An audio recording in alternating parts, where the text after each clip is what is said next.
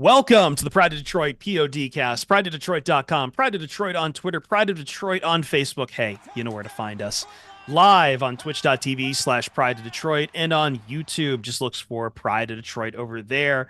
You can watch us in many different ways. You can find the podcast wherever you get your podcasts.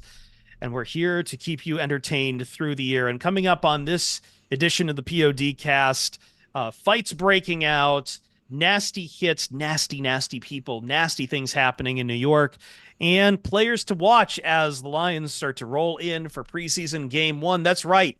We've hit that next station of the cross of football where we are now talking about your individual teams' preseason games, and it's coming up here for the Detroit Lions. It's back to school season, baby. Woo! I was reading the AP, the coaches' preseason poll too. Football is almost completely upon us. I'm Chris Perfett, the adequate host at Chris Perfett on Twitter, where you can find my thoughts, usually not about the Lions, but usually about the Olympics or whatever is on TV. Lions to come as we get closer into the season. Joining me, as always, Jeremy Reisman, the fearless leader at Detroit on Lion, who is playing the unenviable role of news aggregator. And also, what's a good airline movie to put you in? Is not Sleepless in Seattle, Lost in Translation. What's a good one I can do? Con Air. Yeah, that involves you having to get. That involves you have to giving on the plane, though, Jeremy. True. I've gotten on planes before. Before. I got so close to one yesterday. It was like I could see it. It was pretty cool. Was it like the scene out of Casino Royale? I don't know. Getting tackled? Let's say yes. You haven't seen Casino Royale? I don't know. Is it that's a James Bond one, right? Let's go live to our James Bond movie expert, Ryan Matthews, at Ryan_POD. Is this a indictment upon Jeremy that he hasn't seen Casino Royale, Ryan? I don't think so. And even if he had to, give an apology, it'd probably go something like, "Today, I do not apologize. I did not participate in watching any Casino Royale, nor was I complicit in any said allegations." And really, it's just about getting back to work and attacking with an enthusiasm unknown to mankind. Jeremy hasn't cheated. Let's be clear. Jeremy hasn't been stealing signs. Jeremy does have plenty of time to watch Casino Royale now that he's stuck in Detroit. What happened, Jeremy? Do you want to put this airline on blast? We have the power again. And to be clear, I'm not the only one that went through it. Tim Twentyman was on my flight, Colton Pouncy was on my flight, a couple of Lions employees were on my flight, but just basically got canceled because the Newark airport basically just grounded every flight coming in, and so they said, "Hey, don't bother coming, Detroit." Which I'm just gonna throw out. I'm gonna put on my Ryan Matthews tinfoil hat and say, the Giants made this happen. They had the sway, and they're like, "Listen, we don't want Lions reporters here telling us how bad the Detroit is beating up on the Giants in joint practices. So we're just gonna have 70 members of the Giants media tweeting about how awesome and angry and they're standing up to these tough Lions," and 3 Lions reporters being like, "Yeah, this is what Lions camp has been since we opened up. Big deal." Well, one of the things that hasn't been there since we opened up is Terry and Arnold being evaluated for concussion here on Monday. Bit of a controversy here, Jeremy, as this play unfolded. I don't have in front of me the name of the Giants player who hit him, but I think it was pointed out very quickly on Twitter that he was not wearing one of the new fangled Guardian caps. Yes. And that created a bit of a stir in are the Giants going to be penalized for this? He should be wearing the Guardian cap. Shouldn't what was this here? I'm looking up his number here. Sorry. Number 70. Andrew Thomas, the left tackle. Andrew Thomas, for the Giants. Yeah. Andrew Thomas, yeah. Number 78. Yeah. He's not wearing a Guardian cap.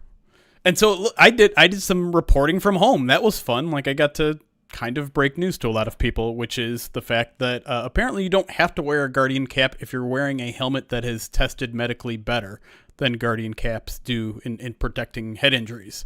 So I reached out, and the Giant source essentially said, yeah, that's Andrew Thomas is wearing one of those. And I don't know, it's it still looks weird to me. Not just like not seeing the softer exoskeleton of the helmet colliding with a soft one. But I'm not going to pretend like I'm a neurologist here or I've seen the studies and can tell you, what double-blind study said this and that. So it's the rules. The Giants were compliant, but it does look weird and look fishy, and I don't like it. I also don't understand. I don't quite understand how it would hurt for him to have a Guardian cap on top of it too. Right? Like it's not like wearing 2 condoms, right? Right. Well, okay.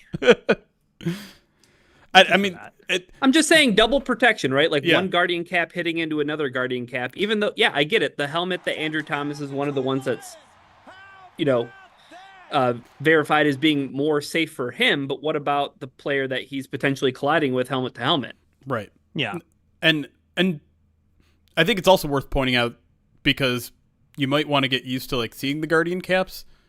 It's now voluntary for the regular season. We'll see if anyone actually wears them during actual games, but like they are expanding use of them, which again, it kind of makes it like striking to see Andrew Thomas as the only lineman on the field without one on, if I'm not mistaken, at least on that particular play. On that play, I didn't see. I think there was like the Daniel Jones wasn't wearing one, but he's in the red shirt for quarterback. But everyone else has got the baby helmets on. Yeah, particularly in the line. Like I believe it's mandated for all linemen, all linebackers, I think running backs as well.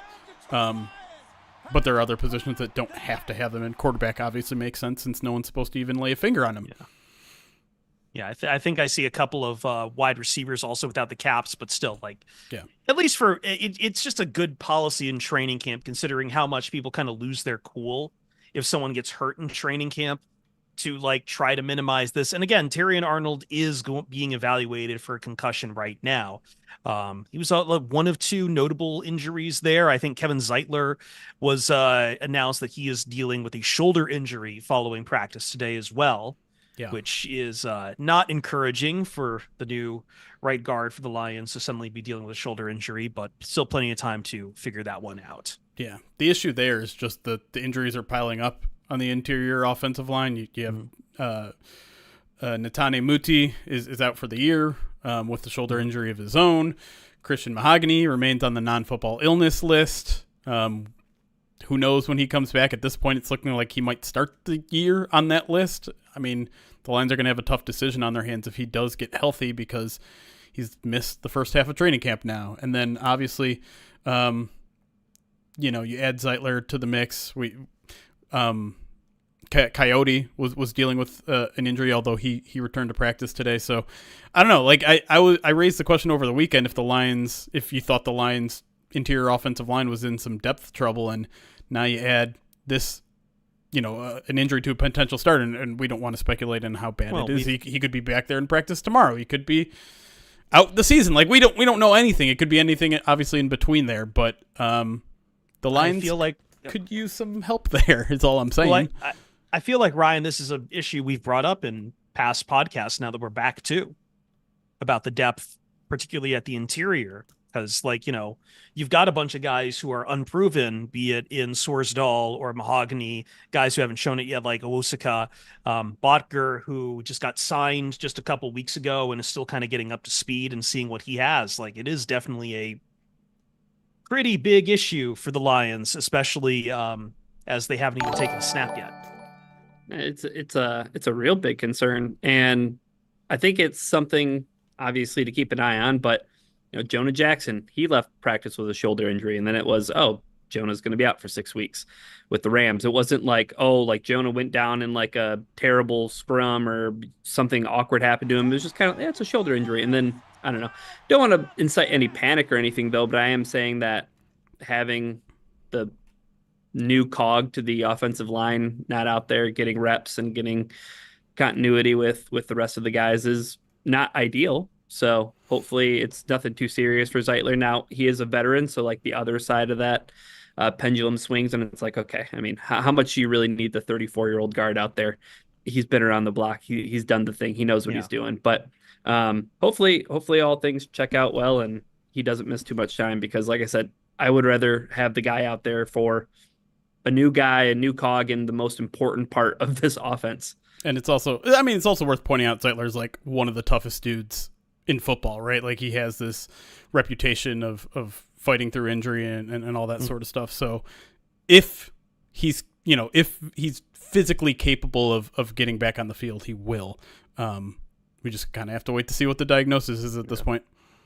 Same with Terry and Arnold. A lot of hype around this kid, and just kind of have to wait and see. Brain injuries are always really tough to suss out. You just kind of hope that the Guardian cap kind of did its job in protecting him a little bit better.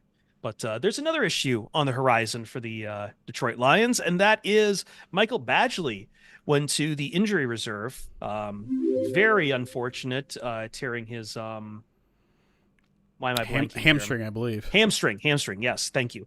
And then to compound that, as everyone kind of like was just waiting to see what the future was, Jake Bates made several high-profile misses in practice, from not just from far distance, but from standard distances as well, several at a time, leading to questions about, is he really making this adjustment to the NFL very well? Was this just a hot streak he was on? Lions, I think, going out there and trying to look around for more place kickers anyway, because they need to bring in some competition to Jake Bates. But it has brought up an issue, Ryan, that has been persisting on the Lions. It feels like once again we're back to the day when the Lions didn't extend Prater, as the Lions once again are trying to figure out a kicker situation that seems quite elusive to pin down. Is this Groundhog Day? We had a conversation about this. We did. We just didn't have Michael Badgley on IR yet, right? Or a bad day from Jake Bates at camp. I think that's it. It's the 1-2 punch of that. It would have been this bad if Badgley goes to IR and Jake Bates is like, yeah, it's fine. He misses one here and there, but he looks fair. But he missed like 3 or 4 in a row. He missed a total of 7 on the day and an extra point out of 15 kicks or so. Like, it was bad. Not good. Keep going for it on 4th down. I guess I was just gonna say I think it is honestly pretty unfortunate that the Lions weren't able to grab Riley Patterson off waivers, because I think that probably would have been the plan. It would have made a lot of sense. It's a veteran that they can trust. It's a guy that the guys in the room are familiar with. They probably have some leftover chemistry in terms of just like how the process of the snap and the hold and all that sort of stuff go. And so I don't know. Hey, question. He went to Washington, right? Yes. Okay, well, I'm putting on my tinfoil hat. That's Washington getting back at the Lions for Ben Johnson. Ben Johnson? I mean, listen, we know their front office. I mean, we traded for Riley once.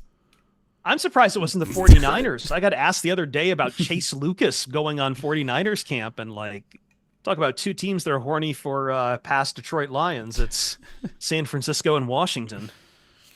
Opposite ends of the spectrum in terms of like franchise. But directions, The right after the Badgley injury, they worked out 4 kickers. They didn't end up signing any of them, and I think that was a sign of trust in Jake Bates. But a week later, he has that bad practice on Friday, and so now you have to wonder, like, maybe if they were having this week of practices back at home, maybe they'd already have a kicker in camp. Maybe they want to give Badgley a preseason game to work it out. You'll be on the road outside in New Jersey here, so I don't know.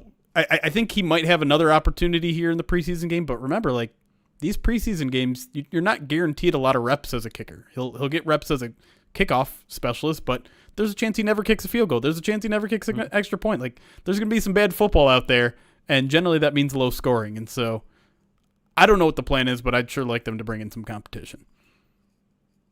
I think we're in agreement there, right, Ryan? It'll happen sooner rather than later, right? Like, they might give Bates the game, right? And they're just like, this is the game that you get. And if things aren't as they expect, then I would fully expect them when they come back to Michigan to have another kicker in there. Would help. It would definitely help, especially since I'm not worried about the kickoffs. I mean, they seem weird right now, and everyone seems to be a mixed fan about them, Jeremy. But at the very least, you just hope that you get. I don't need a 60-yarder from Jake Bates, but I do need something like 40 some, and it will be in the Meadowlands. It won't be in a dome. Right. I think that's kind of the important distinction here is that, like, you know, Bates, all of his great kicking in the XFL was coming in Ford Field. And that was always something people pointed to is like, look, this is a guy who knows Ford Field and is kicking very well in this stadium. Now you're basically asking a guy in his competition, like, hey, come out here to New Jersey and show us you still got it. Show us you got it at the NFL level. Yeah, and the other aspect of that is the kickoff, right? Like, it's kind of a skill shot now. You have to be very precise in landing that in between the 20 and the 0 yard line, and we saw them kind of playing around with that last week at training camp to mixed results. As probably pointed out by someone at this point, he kicked one right into the back of one of his own players during one of those attempts, and I'm not saying that was, you know, emblematic of what he's doing. I think they were just testing out a bunch of things that they were trying, but As a former soccer player, he kind of boasted that as one of his strengths, being able to kind of direct the ball and manipulate it in specific ways that might be helpful on the kickoff. I'll just say that based on what I saw, that looked inconsistent at best. Well, I think judging by the Hall of Fame game, a lot of teams are going to have to figure out this kickoff rule on the fly too. This is as much as I think the Lions we talked about Vati as a draft pick for the kickoff rules. I think a lot of teams are still going to, in practice, need time to adjust to all of this. What needs no adjustment is Righteous Felon Craft Jerky, who has been awesome, giving you new flavors all the time here. And Jeremy's making a look to me. What do I need to know something or no? I wasn't making a look. Good. Okay. Awkward. What isn't awkward is Righteous Felon Craft Jerky. It's because it's the jerky that fuels your Detroit Lions. Because Righteous Felon Jerky and meat sticks are available to Lions players at the training facilities at Allen Park. That's the real reason Jeremy couldn't get on his plane. They filled up too much of the plane with Righteous Felon that they needed to take over to Rutherford, to East Rutherford with the Lions. There was just simply no room for him on the flight. No room. I'm too heavy. Substituted for meat. You're telling me that New Jersey doesn't have enough gabagool? Not after Frank Ragnow and Taylor Decker get done with it. Tell you what. Speaking of that area, Righteous Felon is based in Westchester, Pennsylvania, not far away. They use locally sourced all-natural Black Angus beef, prides themselves on superior quality, revolutionary branding, and unique flavors that go beyond the stereotypical jerky offering. Each 2-ounce bag of jerky has 16 to 20 grams of protein. Each stick has 8 grams. And hey, if you go to righteousfelon.com and use the promo code POD15 at checkout, you might get 15% off your order. Pretty sure you will. It still works. It still works. We checked it. They haven't cut us off yet.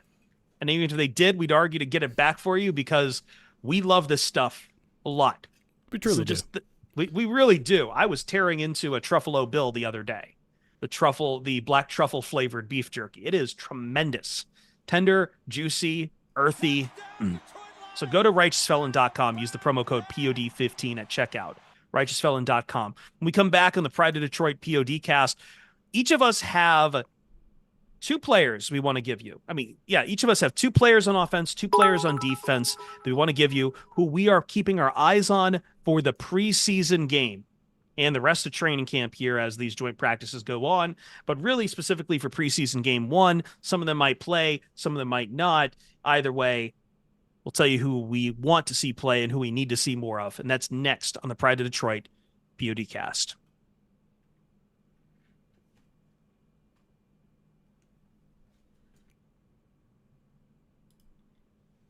I know I popped out of there way early, Jeremy. I know you had the offense and the rundown, but I figured that's fine.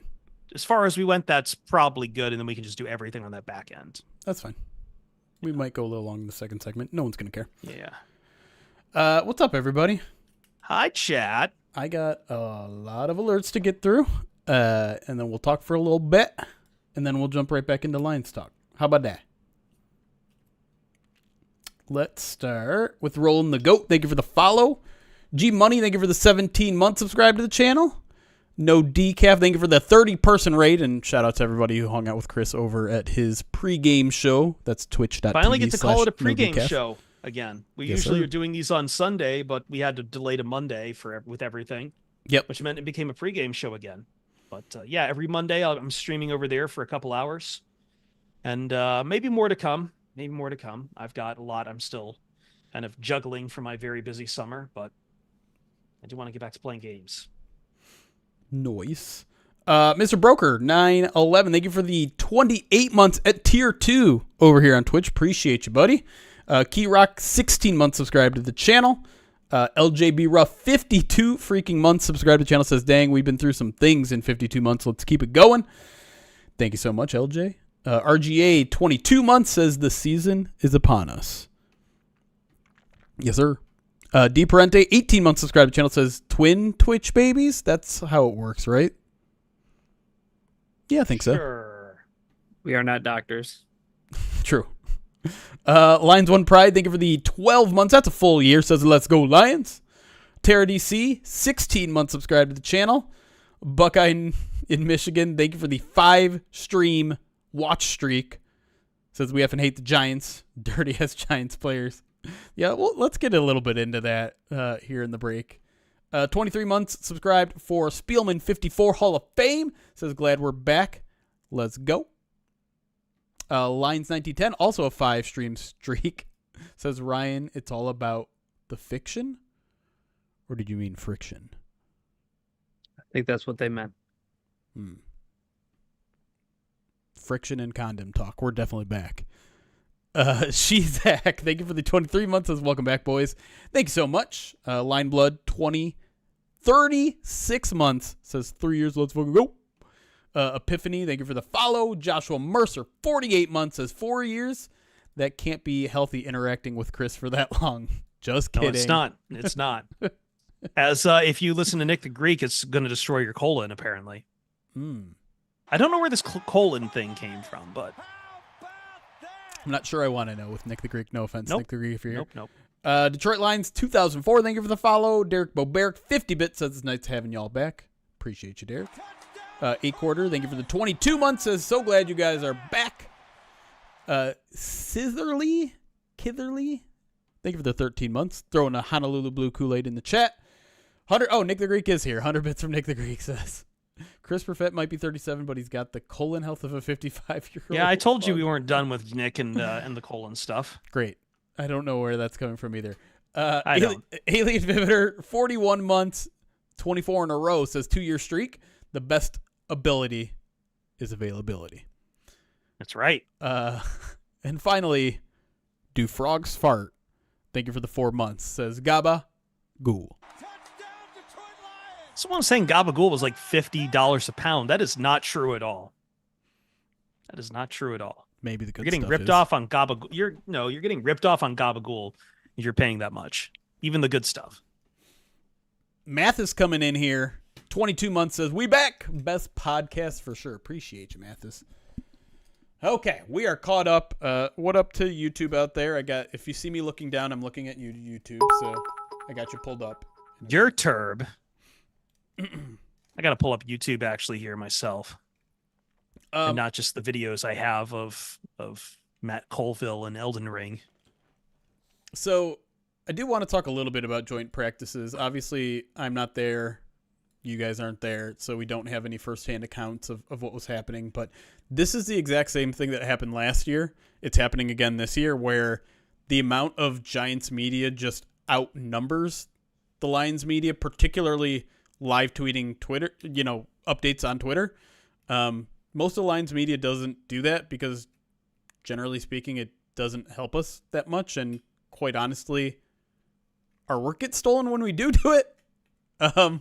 And so I think Lions media members in general have just been desensitized to posting online during practices. It's also distracting and it's hard. If you're taking like thorough notes, it's hard to like put your notebook down. Blah, blah, blah, like you can do it during like downtimes and things like that, but it's nothing like New York media, which is just like sending stuff ad nauseum. Whereas I also find it very hard to find like actual written Giants content. A lot of it just lives on Twitter. And so because of that, everyone is thinking the Giants are like whooping on the Lions. And based on like the stuff I'm reading actually written down, it seems a lot more balanced. My biggest like concern / takeaway, and it's not that big of a concern because quite frankly, I don't put a lot of weight into measuring sticks at this time of year. I looked back at my observations from last year, and I wrote about this in the newsletter. My like the biggest concern that I came out of that was the Lions' run defense. And look how that played out. Second best in the league. It's early. Like the Lions are still figuring out what they want to do in certain things. So getting back to my original point, like the most surprising development to me, I guess, was that the Giants offensive line seemed to be quote unquote handling the Lions defensive line. If that turns out to be true, that's pretty disappointing. We've been hyping up the Lions defensive line a little bit this training camp, and for the Giants offensive line, which gave up 20 more sacks than any other team last year, to be handling the Lions, that would be a concern if that's a real thing that's happening. But again, I'm just not putting that much weight into August football. Yeah, I'm not going to overreact to any of that. The thing, obviously, that everybody should be most concerned with is the health of Terrion Arnold and Right. Kevin Zeitler. Yeah. Right. Like, a practice does not matter. Like, if practices in August mattered, the Jaguars, I thought, were a better team than the Lions were when the Jaguars came to Allen Park. Yeah. Was If that last year or 2 years practices ago? in That was August last year. mattered, all of these predictions of the Jets being in the Super Bowl might actually have some weight. Yeah. There's something, too, about, like, and I know you have them all as a unit, but you're still missing Reader. I think the thing with the defensive line is they're going to be more valuable as a group than any individual piece will be. Like, it sounds like Brian Burns had a pretty good day. I don't know specifically who he was, lined up against all the time. Well, like, was it Sewell all the time? Right. Whatever. And then also, please, everybody, stop falling for the bait from that Twitter account with the Thibodeau. Daniel Jones profile picture. Yeah. Where it says that, Thibodeau beating all-pro Penei Sewell when he didn't beat him. And on top of that, it was not Penei Sewell, it was Taylor Decker. Or better idea, you just get off Twitter and do like I do and day drink watching the Olympics. So just don't quote tweet those. Yeah. Like, and don't try to be a Lions person that's dunking on that person because they're getting exactly what they want out of you. Stop doing that. It's goofy. The one thing that I was most maybe surprised by was just the amount of, like, I felt like I could have watched like almost all of the footage today. Just if I would have scrolled through Twitter, because the phones are out everywhere from all the fans and they're taking as many videos as they want. And it's like, oh, okay, well, I feel like I can almost like piece together most of practice here on Twitter if I wanted to. Versus past weeks. Well, yeah, which is just a far cry from being at Allen Park where there's no video footage. Yeah. Well, and to be clear, the Lions are pretty like locked down in rules. Like, there's a very specific portion of practice in which you can take photos and videos.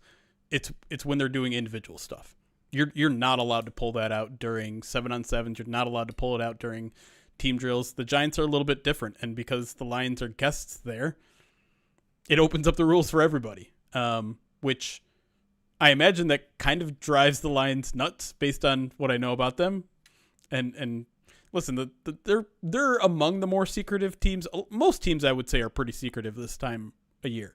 The Lions are probably on the more strict edge of the pendulum, so to speak. But it's nice for the fans, I guess, a little bit. But again, the ones that are getting posted are mostly the ones from Giants media, and those are mostly the Giants wins. So again, don't overreact to any of this. Lions Tom with probably one of the better takes in chat, though. Giants fans are taking victory laps because they weren't destroyed by the Lions in practice. The Lions have officially arrived. Right. That was kind of like, and I wrote this about this in the newsletter a bit, but like this is another one of those things where it's like, oh, that's right, like the Lions are actually good and this is weird and we're not used to this, where the previews coming out of Giants newspapers are like, how will the Giants match up against the Super Bowl contender? And you're like, you're talking about us. That's us. Yeah. No, I don't think this is changing any power rankings in the Lions. I just don't. No. Yeah, so I think I made the mistake of retweeting that photo of the Lions locker room, which is just like curtains on their practice field, their indoor practice field. I'm pretty sure that's pretty standard. You have to realize there is not room for 2 teams worth of locker rooms at any training facility. Yeah. Because when are they ever planning on accommodating for that? Right. They listen, the Lions training facility barely has enough room for 90 players in their locker room. Like, they have to put in these weird, like, temporary lockers in the middle of their locker room. Remember, like, a regular season roster is 53 plus now 16 with the practice squad. That's 70 people, not 90. It's way different. And so 180 is even more different. So you have to set up something temporary. I know some people were upset that it was like right in front of the Giants Super Bowl banner. I didn't even notice. It's background. I don't think the Lions players notice, and maybe if they did, great. It's another chip on their shoulder. Who cares? Football. Someone was asking about Sam Laporta sitting out of practice. I know he had an undisclosed injury. Yeah. But that's as far as we know, I think. Yeah. Dan just said, like, hey, don't worry about it, essentially. Like, he's going to be fine, but he's not going to practice Take your today. time on him. Take your time. He doesn't need he's not someone who needs a ton of time out there, I think. No. Clearly not severe, though, because he was in New Jersey. Oh, I didn't even know that. Yeah. Him and DJ Reader were both there. Oh, nice. Yeah. That makes sense because DJ Reader's like, he's starting to get work with trainers on the side. I think there's still a small chance we see him at training camp. It sounds like really the goal is to just avoid PUP, which probably means he misses a game or two, but we'll see. Yeah. I thought I read that in something Justin wrote.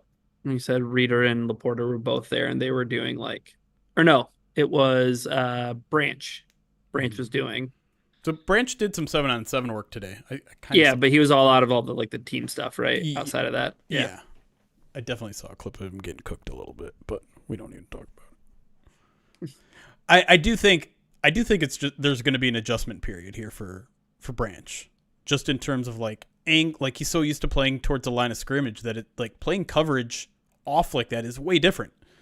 Oh yeah, and for sure. He's going to get some angles wrong. He's going to have his momentum going in the wrong direction a little bit, and I've seen that a couple times, like on the Jamar Jefferson run, where he was playing safety, the 50-yard run that Jamar Jefferson had during the 50-yard touchdown run during scrimmage, took a bad angle, and that's why it was so important, I think, for the Lions to get him out there before the preseason, before the regular season. It's just like so we can learn that, so they can be sure that that's what they want to do. I will say it's interesting that Campbell kind of dropped the bomb that they might start playing iffy at nickel. Because if that's the case, that's like, oh, so Branch is going to be your full-time safety, huh? Yep. Yeah, because you would figure the math would be, when there's a nickel on the field, it's just Branch, right? I would assume so. So if you're saying that if he's going to play some nickel, then it's like, oh, okay, well, you're mostly going to be using Brian Branch at safety then. Which we'll see. Well, I mean, I think a lot of people are concerned about that, and I share at least a little bit of that concern. I mean, he was really good at nickel, and if he was starting to play really good at safety. So why are we messing with the winning formula there? I'm not entirely sure, but I'm going to trust them on this, though. There is at least a part of that, right, where it's like, okay, they know football more than I. Like, they know these players more than I. That's what this whole conversation, I'm sorry, but like for me, everyone keeps asking about this, and it's like the whole conversation comes back to is like, am I saying that I know more than Aaron Glenn and Dan Campbell at this point on this guy's career? Like, I can look through the data, I can look and see what he did, but like it's really a recency bias on like what he did at nickel that ultimately like just rules the roost, and you just can't get out of your head. and just it's hard for me to do that, and I'm always trying to be aware of my biases on it, and like it's tough though, I don't know. right? I don't know. Yeah, okay. You don't want to give coaches like a free reign. You can't be like, well, every decision they make is right because they know better. No, me, but right? this is just. I don't know if this has hit a point where I need to be like. And I'm always aware that I feel like sometimes in our Detroit sports ecosystem, we are trying to find stuff to complain about all the time. Like Tigers fans are in complete revolt over Scott Harris getting back what I thought was a very fair trade value for Jack Flaherty, a top 75 prospect. But that's not good enough because Tigers fans got their eyes big on what they could have gotten for Skubal. Right. And this goes through all Detroit sports. It goes through all Detroit sports. Nobody is ever happy about anything. And we try to find the smallest things. It's just like this practice stuff today. People see what they want to see in these practices, even though these practices don't mean a damn thing about how good the Lions are going to be in the bigger picture. I also saw Iffy got beat deep by Malik Neighbors on that one that they ruled out. Oh, he flipped his hips low. Come on, man. Like, bit, I don't want him back there. Put him up by the line of scrimmage. Good. Have him play nickel. That's fine. When was Iffy his most impactful throughout the season? And by throughout the season, I mean the 5 games he played the regular season. At safety. When he was blitzing. Well, right? I mean, he had a couple interceptions, too. He hit the game-sealing interception for the NFC. Who did he pick off? What, an NFL quarterback. Picked off Dak Prescott too. Do you remember? Brad Kaya was an NFL quarterback too. That's not true. That's absolutely not true. Can I ask just a general NFL question though, Jeremy? Sure. The kickoff rules that I know we were all very excited about, and I have now seen everyone since Hall of Fame frame was on Friday, I think. Thursday, excuse me. Hall of Fame game's been on Thursday, and since that time, everyone who I have had to interact with in the national sports media has all turned 100% on this new kickoff rule and hates it. Why? Because they think it's hokey, because you put the Texans and the Bears out there who clearly don't know how to operate the kickoff rule and are just like, oh, we don't know what to do. This is all new and weird. These old heads that are scared of new things. Well, I think it's also, there is something to be said about the Texans and the Bears being the ones having to operate it. Why are you crapping on the Texans? I don't think they. Come on. The Texans are better. They are better. They are better. We're talking about special teams. Like a team's special teams unit is not emblematic of how good their overall team is. Ah, here we go. See, I opened the door just a little bit for Jeremy. I didn't think he'd go all the way to wanting to kill the kickoff entirely. No, I love the new kickoff. Okay. I'm very excited for the new kickoff. I've been pretty consistent on that. Because here's the thing. The NFL is normally way too cowardly to make a big swing like this and try something new and different and drastically different. Yeah. I'm all in. I want to see it. I can't wait until this week when someone's going to break a big one. Like it was... Maybe that was the problem. Like there was just no big plays. Every single one was like a Madden kickoff return from last year where everything is between the 20 and 30. But no, like there's going to be at least something happened. Yeah, right. Like there were actually returns. At least football happened, and which is like the whole reason they changed this thing. And as far as I know, no injuries. I can't. I didn't watch the second half, so I know it got abridged because of rain and stuff, but. Listen, we got to talk to an official on Friday, and I think the return rate was something like 21% last year. No one wanted that. No one does. Like, that's why I was calling for them to get rid of the kickoff. It's just like, if you guys aren't serious about making a change, like, just get rid of the damn play. Like, this whole, like, let's move the touchback to the 25. That's going to change people. Like, no, stop that. Make a big change or get rid of it. And they made a big change, which was one of the right options. I'm curious if they went this way versus someone like doing something closer to the XFL rule. It does seem a little confusing for the layperson out there, but I have faith that again, other teams will get this right. Yeah, it's definitely confusing. It is dispiriting that the only video that came out of that Hall of Fame game, which was on ESPN, the only video on their page that I see is McAfee shitting on the new kickoff rule, saying it looks like a practice drill. Like, there's no other videos from that game. That's the only one out there. That's the only one that people take away from it. There is someone whose opinion I really care about. Yeah. Oh, he was a special teamer, Ryan. He knows what he's talking about.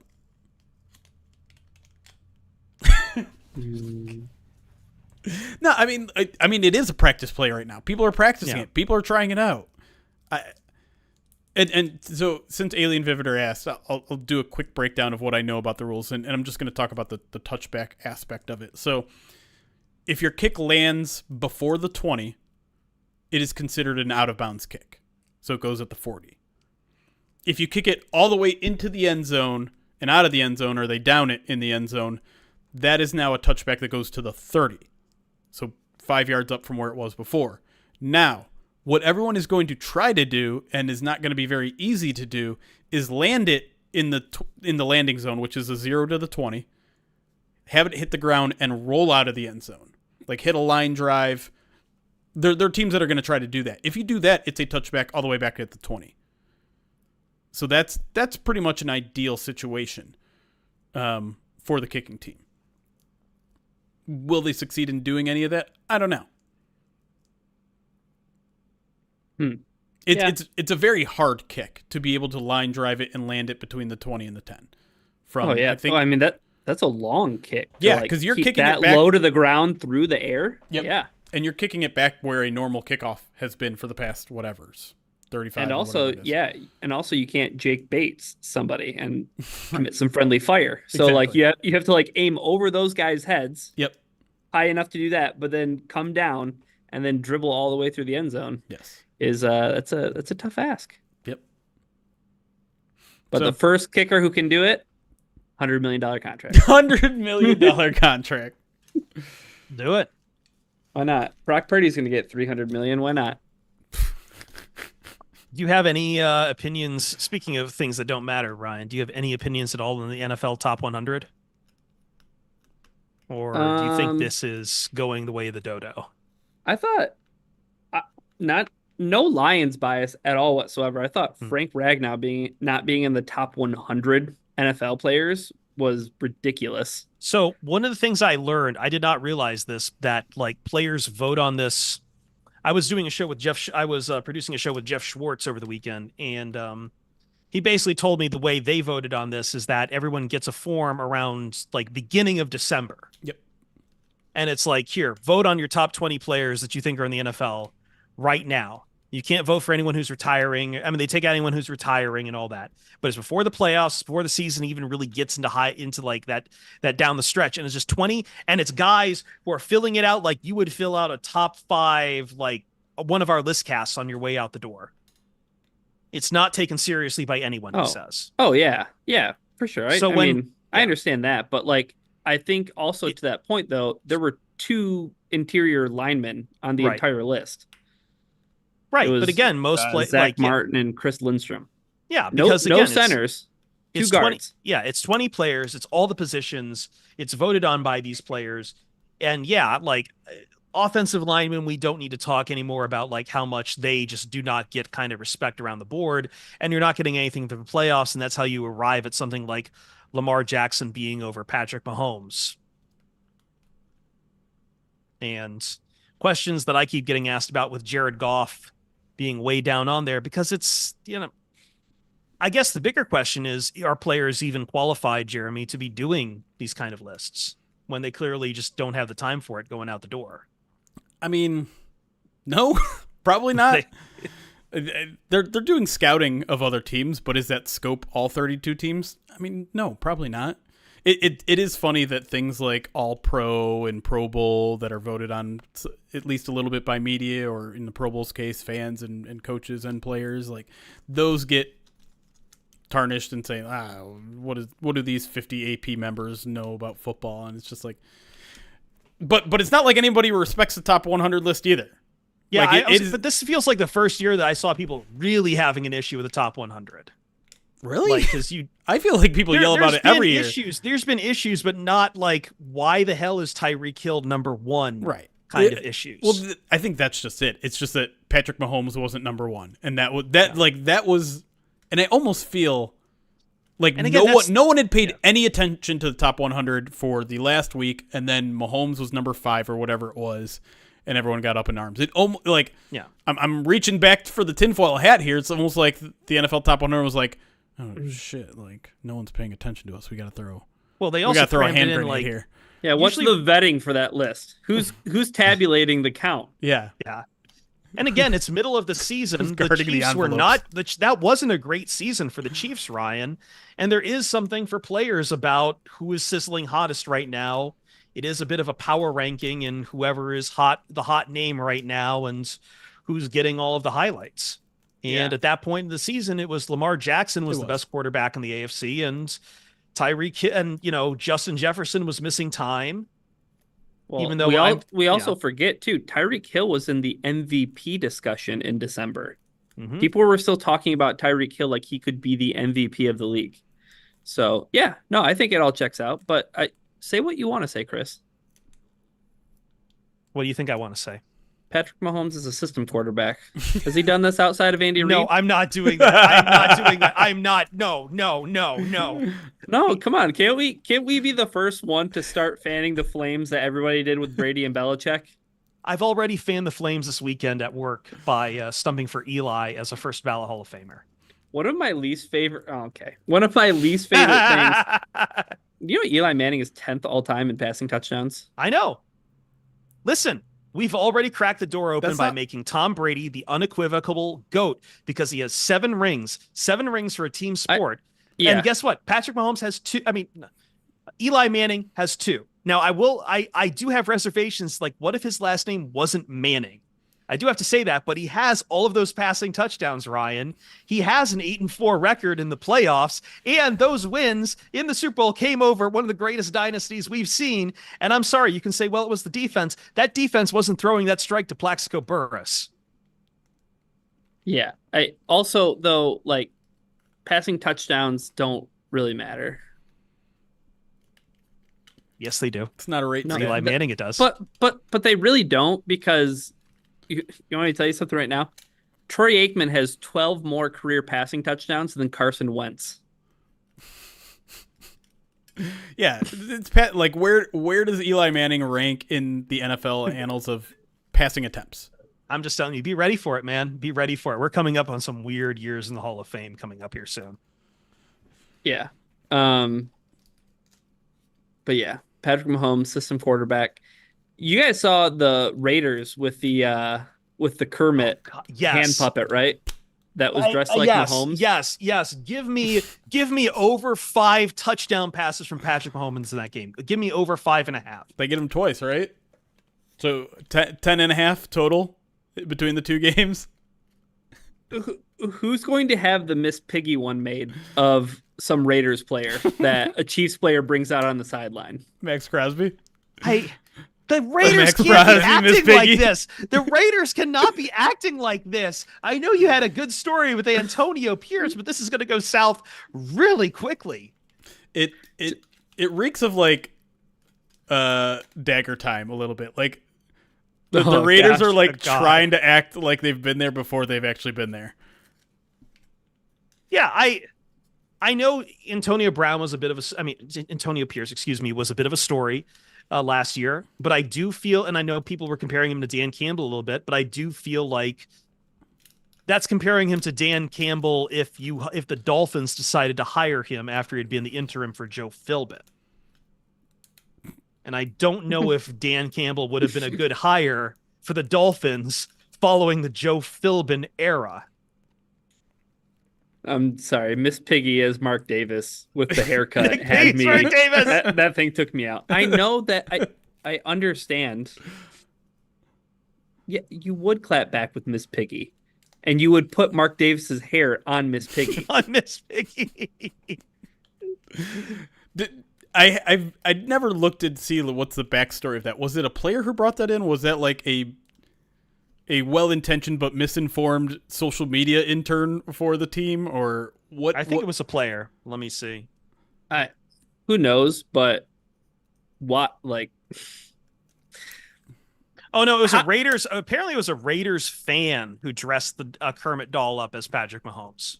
Mm. Which that tracks. You give the Raiders fan base a single inch, and they will act like they've won 30 Super Bowls. Sure, that's fine. But that player is in trouble for what they did. Right. Like, I get the fan bringing it, but also, like, be like JMO, show some restraint, Yeah. and be like, I'm not trading you my Okay. cleats. I found this Those video ramen of noodles. rookie. Here's the problem: rookie Oh, he was a safety rookie. Trey Taylor Oh, at training camp joking with the puppet went hold on. viral. When was he drafted? Because he might get cut. I would think about cutting him. When did he get drafted? He is sorry, I'm looking at this. He's a 7th rounder. Oh, see ya, dude. Is this the worst thing a rookie has done at training camp since that one guy got caught on Hard Knocks for sneaking his girlfriend in? Oh, God. You remember that story? I think he did get cut. Was that the Rams and Jeff Fisher? I think it was, yeah. Yeah. It's good times. Yeah, I do plan on doing Madden Sims 100%. I haven't purchased the new Madden. I know it's not officially out yet, but I think early access is tomorrow or something. What, Madden? Yeah. Yeah. That's another thing I just cannot pay attention to anymore because they are just farming engagement. Yeah. It was. Oh yeah, the Madden. The ratings are ridiculous. Like, it was kind of someone asked- refreshing, not engaging or writing anything about it. Or we eventually posted stuff on it after it was all over. But like, Yeah. I was not going to get caught up in the day to day of Jared Goff. we did a trivia. We did a trivia show on Sunday, and one of the questions was about 99 overalls in Madden, and I knew nothing about it whatsoever, and I was kind of happy I didn't. But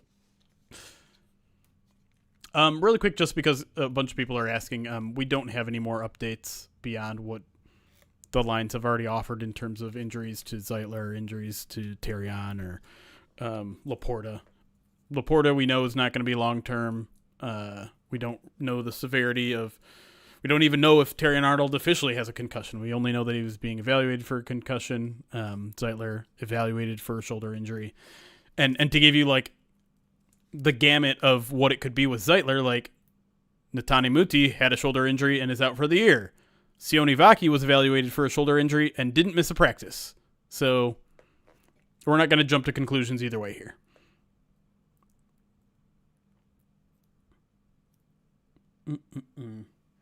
well said. Second segment, maybe? And then we can hang out a little bit more on the other side? sure, yeah. We do have a long second segment here, so yeah. Let me quickly just thank a couple more people before we go. Tell you what, you do that. I'm going to go fill up my water tanker. Sure. So I can get some water for this. Nick the Greek 100 bits. Since he's gone, we'll talk. Chris Perfett was prescribed Cologuard by his doctor. I don't know what that is. Should I not be saying it? I don't know. When the animate box from the commercials found out, it started weeping. Sorry, that goes completely over my head. Nick the Greek, sorry I butchered your joke. The respected bandman, 40 months. Subscribe to the channel. Appreciate you. Ryan Toledo, 23 months. Says, oh my God, the first live podcast since your revival. Hey, welcome, buddy. Good to see you again, bud. And then Nicholas JP, 7 months subscribed to the channel, says, hear anything on Zeitler. Just gave you everything that I know about it. Hopefully we'll hear tomorrow. Campbell's expected to talk again tomorrow, 9:30. They have been live. They did live stream that this morning, so get on their YouTube page 9:30 in the morning if you want the most up-to-date news. But until then, I wouldn't imagine we hear something. If we do, it's probably going to be from a national outlet, and it's probably not going to be good news. So we'll see. Oh, it's just a test for colon cancer. Probably should have figured that out. Okay. I think we're up to date on all of our alerts. No requests. YouTube, how you guys doing over there? I think I got to make the Nightbot over there chill. Sorry, YouTube. I know they really don't like it when you type in all caps. So.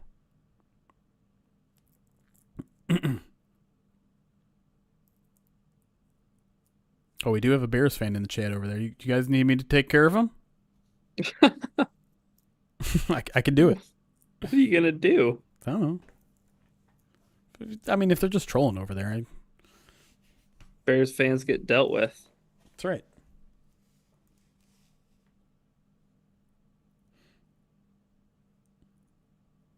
People want you to play the Cologuard skit. People or just Nick the Greek? No, there was somebody else too. Oh, well, there was somebody who said that it was funny. Who said it was funny? Oh, Sweaty Doofus said it was funny. All right. Here's a question. Okay. That I'm not entirely sure if I'm supposed to answer, but I'm at least going to hint at an answer. Arthur over on YouTube says, "Hey guys, being the insiders that you are, inquiring minds want to know, have you heard anything about Inside the Den coming out? Everybody wants to know. By everybody, I mean me. You're certainly not alone. And I'll just say, don't hold your breath." Because you'd pass out? Yeah. Yeah. All right, broski. You gonna go for the personal insults? We'll just put you on a little timeout, buddy. Come back in 30 minutes. We'll be talking about I'm soft. McMuffins. Not soft. People don't want to deal with your shit. Like, you're just being annoying. And why, when I have the power to eliminate someone annoying from our chat that's bothering everybody, why wouldn't I just do that? It's not soft. It's called good management. That is also a good lesson in just social awareness as far as power dynamics. True. You're out here running your mouth, We're the ones in knowing charge. damn well Jeremy can do that to you. You are a blue jay jawing off at a giant horned owl. What do you think was going to happen? True. I'll come at you. I know you're a long time sub. I'll come at you. I don't even know if owls prey on blue jays. It's the first birds in my head. Owls prey on everything. My point is still, like, we could figure this out in a different way. A rabbit jawing off at a wolf. I don't know. I've dissected an owl pellet in my day back in elementary school. They eat everything. Oh God, that's right. I have too. God, that's kind of a cool thing to do.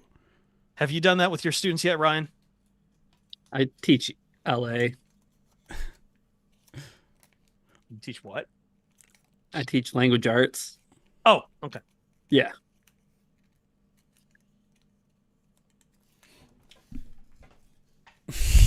All right, I remember having like a rat skull in mind. Yeah, right. And like and everybody being like I was the big winner that day. Like I found the coolest thing in the owl poop. Wait, it's not poop, right? I thought it was regurgitated. Like they're just spitting out the bones, like a cat, like a fur ball. Okay, you clearly paid more attention to the lesson than I did. So. I'm just trying to make sure I'm right now, because that right, changes cool. my whole perception of this. Do owls poop? I'm not. That's not the no. Segment 2. The question is whether owl pellets are poop or vomit. These are undigested parts of an owl's food, like fur, bones, and teeth, that are compacted into a pellet and regurgitated through the owl's beak. Okay. Owl pellets are not droppings and don't smell. Who wrote this? An owl? Owl eye. That didn't really work. AI. That was such a Detroit Online joke. Shut up. Jesus Christ. It's not even a dad joke. It's just a Jeremy joke. Nobody even said. Speaking of beaks and bills, nobody read my dad joke yet. It's a good one. Are you crowdsourcing the kids for these now? No, school's not back. Oh, right. I'm just Googling really good dad jokes. It still trips me out that school's not starting and you go to your school as your podcast studio. Yeah, all the custodians, if they see me, they were like, "What are you doing here?" They're not like, oh, from the POD cast. You joke, but I had that happen to me once at USC. Jeremy's signing autographs now, so okay, all right, relax. The first time it happened to me was oddly in LA that I got noticed, and I'm just like, oh, this is weird. Whoa, City of Stars. Not to bring up, bad memories, but I was actually in a Buffalo Wild Wings, watching football during the Lions bye week. Is Alex Reno at that one too? He was not. Shout out Alex Reno is going to be my neighbor again. You moving back to Detroit? This week. Oh. He had his time in Boston. Coming back. He's coming back here to start a Wahlburger. That's right. He's got it in him now. Full on Boston accent. I'm going to be talking about the Sox. You know what I found extremely disappointing about the Boston accent? No one under 40 has one. No, that's kind of that was my experience when I lived in all 5 years that I lived in Savannah, Georgia. To the point where I actually had a taxi driver complain to me that a lot of the young kids thought, just automatically assumed he was racist because he had a drawl. You know who I heard have a Boston accent more than anyone in my 4 days over there? Myself. I was doing it all the time because I wasn't hearing it. It is kind of sad. Wow, they learned how to talk. Sad. It is kind of sad we are losing accents, though. I do like accents. It does make me sad to hear that. A little bit, yeah. Blame it on Snapchat. Well, it's just, we move around the country a lot more. Yeah, Snapchat, people police you for those accents too. Like, again, like Southern accent is kind of seen as like you're dumb or stupid for having one. And like, yeah. Or Boston, you're immediately racist. Yeah. Which, like, Jesus Christ. Really quick, John Lawyer, we are still under the SB Nation umbrella. Okay. That's right. You guys ready? Ryan Kelly has a great Southern accent. Dang, that gets referenced twice in our first hour. I know. I did it in the pre-show too. Yeah. Oh yeah. When you got in, yeah. Okay, that was the pre-show. Family. That was pre-show. Yeah. Okay. Family. All right, let me change scenes here. Get us back on our main show. Boom. All right, ready to go when you are. All right. Dang, we bumping over on YouTube. 247 people. I love YouTube. I don't know why the chat isn't bumping. Probably because I don't pay enough attention to it. But appreciate saying you guys that they've got a picture-in-picture with double of us now, because I guess Buckeye and Michigan's watching both on Twitch and YouTube. Oh, I would not recommend that. One of me is more than enough.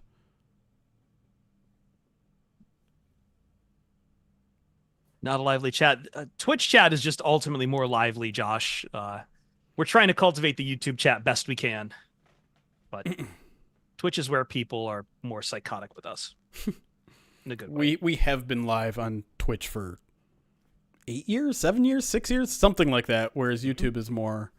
It's more recent. We only started it last year, didn't we? Yeah, well, there was like... The Twitch rules lessened. Yes. Because it used to be we could not simulcast live on both Twitch and YouTube because we were partnered on Twitch. Right. But before that, we did have like a year-long span where we were on YouTube and then we weren't on YouTube, and now we are again. So yeah. Jared, I don't think anyone witnessed the Zeitler injury, so we don't know the severity of it.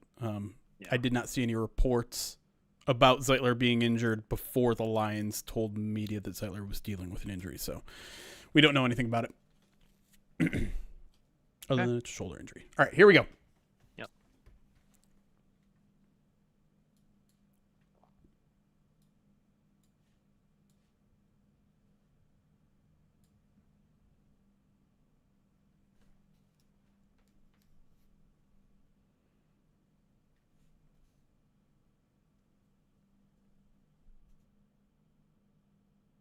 Welcome back to the Pride of Detroit PODcast. Originally, we had this written up on what we wanted to see out of players most intrigued that we want to see. I can speak. Players that we were most intrigued to see in joint practice. Then a airport accident happened with Jeremy, where he was arrested for mischief. Mischief. We're going to leave it at mischief, Jeremy. You know what you did. And now we are here. We've already had some joint practice things. So I think, are we moving this to preseason? Who we want to see, most intrigued to see in a preseason game? Preseason and the second practice. Sure. Okay. I mean, you can mix it up a little bit. It's just guys that we're excited to see compete. How about that? Sure. Yeah. we don't try to make these very strict. If you honestly come back with us and say like, well, this guy didn't play in preseason, why are you excited about him? Go kick rocks. Yeah. At this point, I'm sure we'll learn Tuesday what a little bit more about the Lions' plan for the preseason game. But in general, when you have a week of joint practices leading up to a preseason game, you're not going to see much of the starters when it comes to the actual preseason game. Touch, as the kids say, grass. Let's start in the offense. Ryan, we each have 2 players here on offense, 2 players on defense. You want to run down your offensive players who probably just you have the most questions about them. You want to see the most from them in preseason, what have you. Yeah, we made this list before the Lions left for East Rutherford, but oh boy, I need to see some Colby Sorsdal because they might need to have him at guard instead of tackle. And that really throws a wrench into things, so to speak. And, Zeitler injury, hopefully it's nothing serious. But even then, that interior of their offensive line has just taken an absolute beating so far. And, knock on wood that the starters stay healthy. And that's where people were at, I think, heading into this weekend. They're like, not too worried about the depth along the interior offensive line. They'll get it figured out. Like, they have their starters. Well, now one of their starters isn't, left practice today. So I'm just thinking that Colby Sorsdal, you're going to be a guard in year 2. They wanted you to be a tackle, but I think you're going to be a guard in year 2. Yeah, we'll see how it plays out, but it's certainly trending in that direction. And towards the end of last week, we saw him start to rep at guard, but they've been like, he was like 3rd-team tackle. They're like, they still want that in him. They want him to be, that's kind of what Dan Skipper was. Yeah. Right? Yeah. Like Dan Skipper has played some guard while he's been here, although he's like primarily an offensive tackle now. Sure. But I think it's also like important to remember this is just year 2 for Colby Sorsdal, who made a big jump in competition last year as a rookie. And so if you're hanging all and your learned hopes, a new position from being a tackle to play guard. Yes. Yeah. And so if you're hanging all your hopes on Colby Sorsdal to be your primary tackle or your primary depth guard, like you're putting a lot of faith in a young player that's still growing. Yep. Let me name one guy for myself then, and then we'll go to Jeremy and run back around to Ryan. This might be a little staid and plain, but after some rough times and some questions we've had around him, I do want to see what Hendon Hooker looks like. We didn't get to see him in any of preseason last year, obviously still coming back from the injury he had at Tennessee and everything. There's been a lot of ink spilled about, and we've talked about it on the podcast before, Jeremy, about is he ready to go at quarterback 2? Are the Lions ready to trust him over someone like Nate Sudfeld? They've had this draft pick poured into them, and everything that I hear seems to be like he's everything they want as far as a off the field leader and someone who is memorizing the scheme, which is very important. It's critically important, I think, for a quarterback too, as someone who just understands the offensive system to a T. But I also, for what he was at Tennessee, for what justified the Lions to pick him as high as they did, and for some of the stuff I think that he can do, and he's never going to really, he's always going to have some shortcomings, but I do want to see him play in these preseason games. I would love to see what he looks like finally after, 2 years since we last saw him at Tennessee, what he looks like out there running around and managing an offense that's live and in full color. Yeah, and as Dan Campbell said today, like it was interesting because he was asked, is Hendon Hooker getting anything extra from going against the Giants this week compared to just going against the Lions in training camp? He said no. He just needs reps. It doesn't matter who they're coming against. He just needs reps. He just needs to be on the field and go through 7-on-7s, go through 11-on-11s, go through the preseason. And I get it because he's far away right now. Like it's and he should be, right? He's a rookie. He's by all means a rookie quarterback who didn't play any football last year, who came from a Tennessee offense that was very basic. And so all the struggles that you're seeing that he's going through are normal. It can be frustrating to see, especially since the Lions spent a 2nd-round pick on it, or 3rd-round pick on it. High 3rd round, right? Yeah, high 3rd-round pick. But also, he's 26 years old. Sure. Yeah. And so, I mean, it can be frustrating at times. I understand why he's at where he's at, but I'm with you. Like he's he remains one of the biggest storylines, I think, of this preseason, because he does need to grow, and the Lions would love for him to be the backup in week 1. I don't know if he's going to get there. I have my doubts at the moment, but he's going to get very valuable reps. I still think he's going to play like 3 quarters at least in every preseason game. Especially, I mean, with the way Dan keeps saying, like, just give the man reps. And that's going to be a huge opportunity for him to grow. And so yeah, I'm with you. I think this is a really important preseason for him. And even if the product on the field isn't great, it's valuable. It's going to make him get better. And I can't remember if it was Ben Johnson or Mark Brunell said, like, they express confidence, like he's a gamer. Once he gets there in the preseason game, you're going to see something a little bit different out of him, and maybe that's true. I mean, he's won a heck of a lot of games in Tennessee. All right, yeah, Jeremy. I'm going to kind of stick with Ryan's theme here and talk about the interior offensive line. I want to see a little bit more Ike Butker, which not a sexy name, not a sexy position necessarily, but like the Lions need depth, and he's one of the more veteran guys that they have. Added him right before the beginning of training camp, or maybe in the first week of training camp. Has been getting some second team reps. I do find it very interesting that today, according to Justin Rogers, it was actually Michael Neese who stepped in for that first team offensive line once Zeitler went down. But Butker is, to me, a guy that kind of steps in for Netane Muti as someone who has a legit chance at winning a roster spot, just because they are so young on the interior offensive line and they need someone they can trust. So I guess I want to just see a little bit of faith in that. When you get to second team offenses in preseason games, it tends to get a little ugly. But if he can kind of distance himself from the rest of the group and be like, nah, I don't really belong with these guys. I'm better than all these guys. Maybe I'll have a little bit more confidence in that interior offensive line. Especially following these injuries, it is critical now more than ever. Yeah. To see what can go on here. Ryan, you and I think both have wide receivers as our other players to watch. So this is tricky because I think we've talked at length on past podcasts about it is very interesting looking past wide receiver 1 and 2 on how wide the competition has become. I think your guy currently right now has kind of, I think at least in the minds of fans, a pole position. Yeah, I think if you're solely judging it based on where they're repping, I mean, repping with the ones is a great place to be. And that's Dory's Fountain.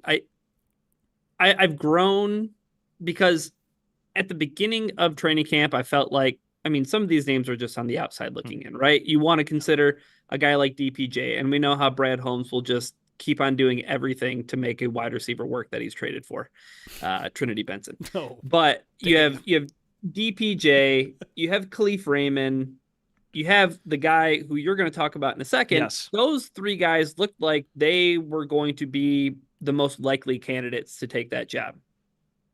Since training camp has started, it's very clear that those 3 do not have pole position. I wouldn't even say that Fountain necessarily has pole position in my mind.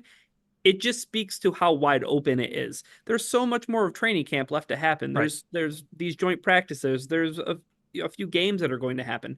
There's going to be a lot of ebb and flow to this, especially for a group that, like, I feel like the veteran, been there before, done that before of Khalif Raymond will just naturally have him rise. But by the same token, maybe they just don't view him as being that guy. Maybe they view him in a different spot. And if they view him in a different spot, well, then it's going to be, I think, Fountain, or it's going to be the guy that we're going to talk about, that you want to talk about, Chris. Yeah, I have Antoine Green, and like I'm kind of with you on a lot of that too. And even if you assume Khalif Raymond is the wide receiver 3, leaves a whole bunch of depth still waiting to be picked out on who's going to be on the 53-man roster come the end of August, start of September too. And I do think that for someone who's kind of been wanting to see Antoine Green, knowing that this is a guy who actually had reps in games last year, that they want to see what they have in him and have been willing to play him out in full and suit him up for NFL regular season games, that, I want to see what Dan Campbell and Ben Johnson see. I want to see like what they have been trying to find with Antoine Green. But I'm with you as I think it's just wide receiver as a whole.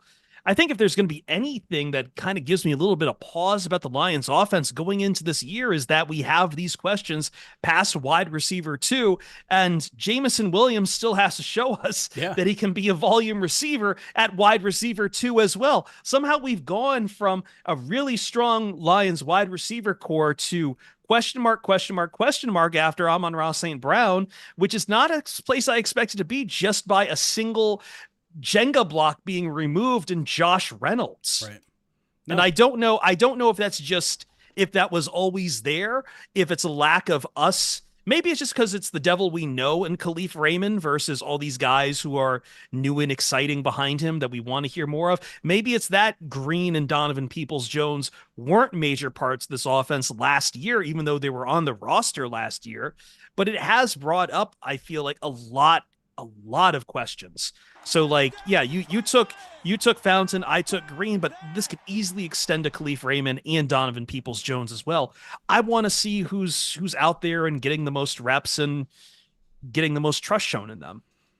I think what Ben Johnson said last week was really interesting regarding the wide receiver 3 spot, because I almost hold Khalif Raymond in a separate conversation. Like, he's got wide receiver 4 locked down in my mind, like, because that wide receiver 3 position, a lot of people consider it the wide receiver X. You want your big bodied, physical, but speedy guy on the outside.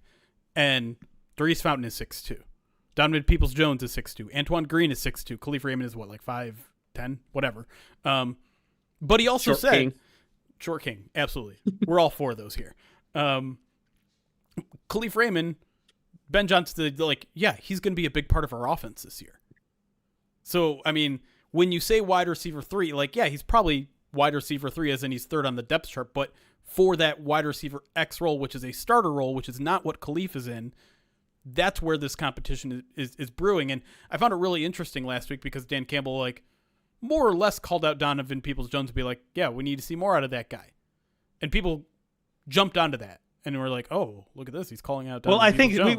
We're learning very quickly the Lions coaching staff has certain ways of dealing with players they like versus don't like, in that, like, yes. It's like barely know, we need to see more out of him versus gush it ends on days and the guys they do like. Right. They make it very clear. But my point also is that he said the exact same thing, almost the exact same thing about Darius Fountain.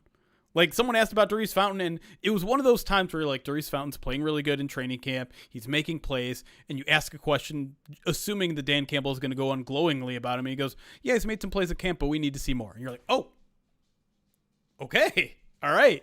And same thing happened to me with Stephen Gilmore earlier in this camp. I'm like, he's put together a couple good days. Yeah, I need to see more on him. And it's just like, all right.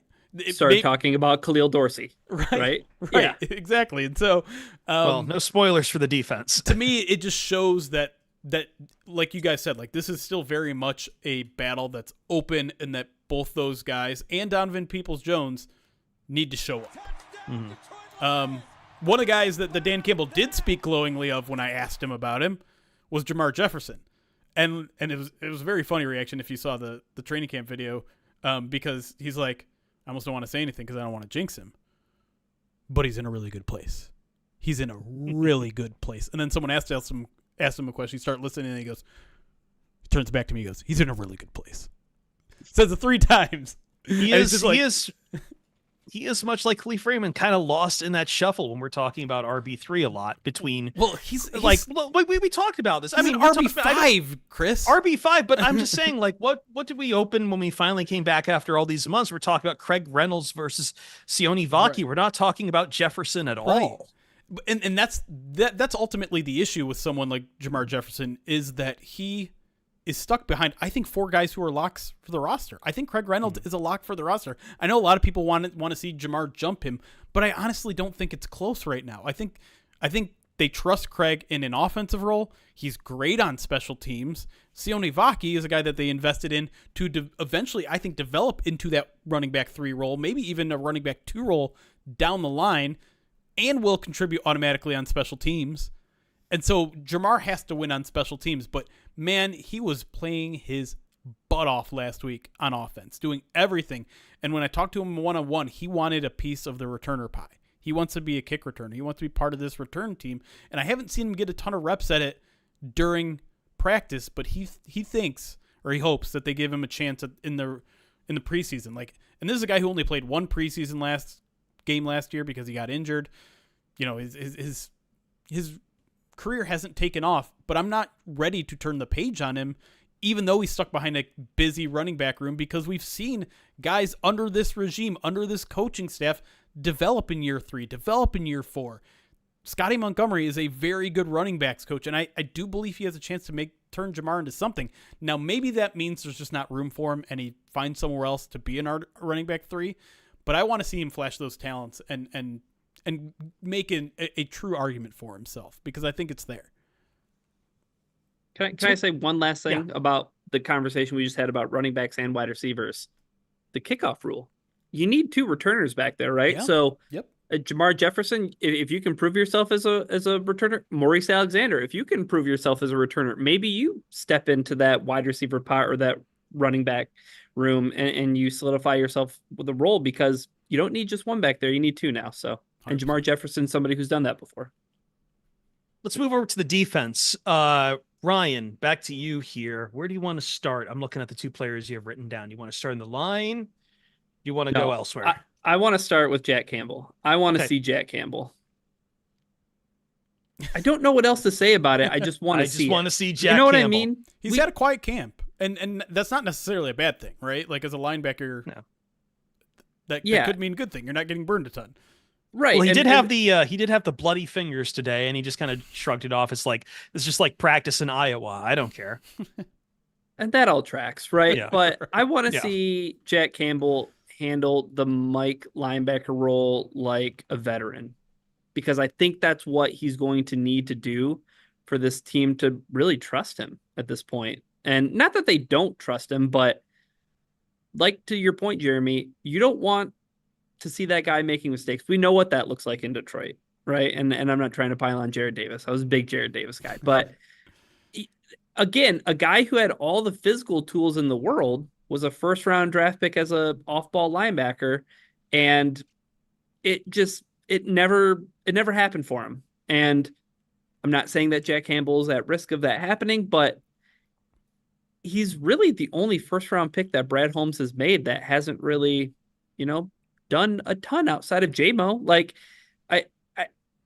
there's some extenuating circumstances with him, though, right? And you get the impression he's flashing at camp, and yes, he's a wide receiver, and he's supposed to be, doing all these glitzy glamour plays in contrast to Chris's bloody fingers. But I just need to see Jack Campbell out there, and preferably maybe though in the preseason games less Jack Campbell, because remember that was the storyline last preseason. Like, wow, Brian Branch is off the field, Jack Campbell is playing into the 4th quarter. Right. What do they need to see? I do. I'm very curious what they do with Jack Campbell in the preseason, because, I mean, he's got that Mike spot on lock, it seems like. But at the same time, like, doesn't he need the reps there too? He does. I think he does. But middle linebacker, those are hard reps. Yeah, it's a lot of those contact. Those are hard reps. Physical. Yes, it's not Brian Branch playing nickel. You know what I mean? Like, it's it'll be interesting. I just want to keep tabs on it, because I agree. I think he's got it locked up, and they have to. They almost have to, unless somebody takes it from him. But yeah, you want to see him take a big jump this year, no doubt. Yeah. Well, he just mentioned one name I think is on your list, Jeremy. You want to talk about Brian Branch? Yeah. I mean, we'll see how much we see. Is this out the of conversation we just had during the break about very much so nickel versus full safety? You want to see what the full safety picture looks like from him? Yeah. Because to be honest, like we haven't seen a ton of Brian Branch this training camp yet. Like, he's obviously still making his way back from the injury, the surgery this offseason. But I haven't quite seen it yet out of him at safety. I haven't quite seen the same instincts. I haven't quite seen the same explosiveness. It seems like he's thinking a little bit more rather than just playing instinctively like he did at the nickel spot. Now, that makes a ton of sense. Speaking of Jack Campbell, too. Right. Another guy, right? Yeah. But it makes sense. It's a new position for Brian Branch. And he even expressed to the media, like, he's kind of disappointed he didn't get more safety looks in his rookie season. And that tells me he feels like he's playing for a little bit from behind right now. And so this time is really, really important for him, and that's why it's kind of a bummer to see him a little bit limited in action during Monday's practice.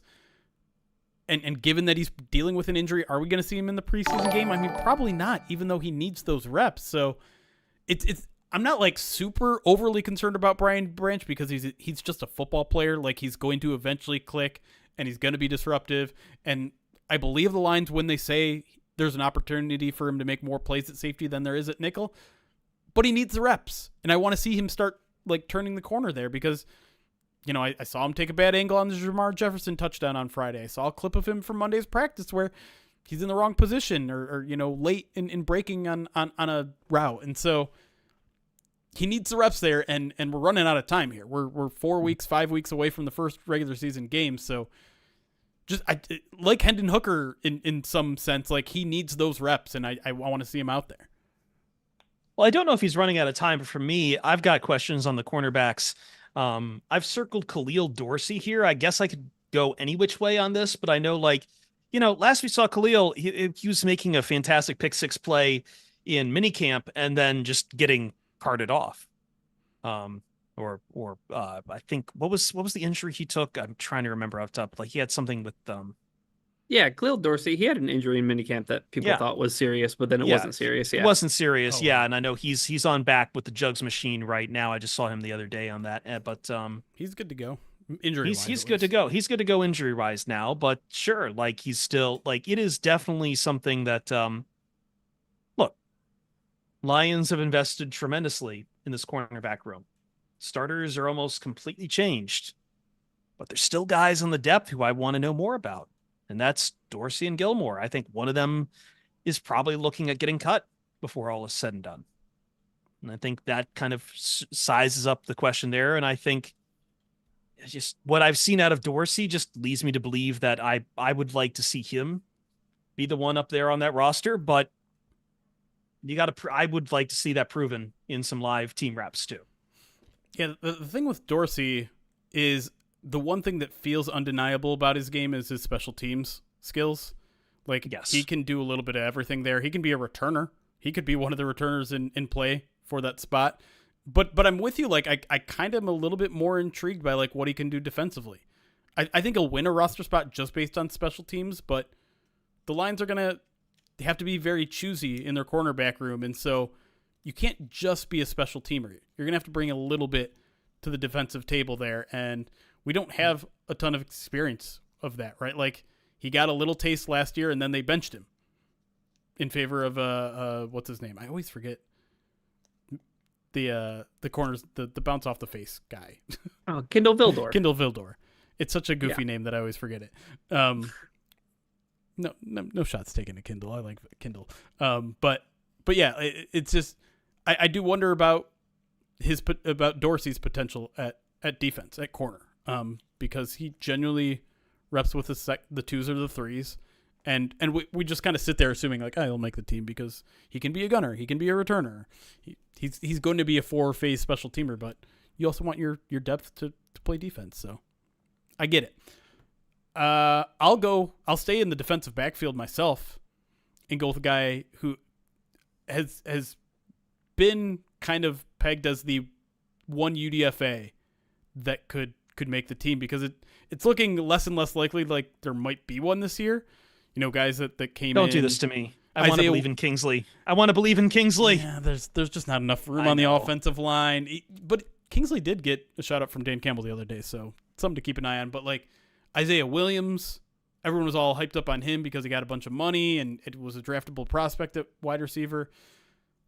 Maurice Norris is the guy who's really been the one who has established himself as a guy that's consistently making plays in camp, laid on a huge hit at training camp that almost caused another fight today. And Devin Singletary was not happy about that. No, and understandably so. Like, he popped his helmet off. Seemed maybe a little bit overkill, but it's physical practice. If you don't like it's the guy who's fighting for a roster spot. Yeah. And if you don't like it, maybe wear your Guardian cap. Maybe go play tennis. Wait, don't hate on tennis. People get injured playing tennis. Okay, pickleball.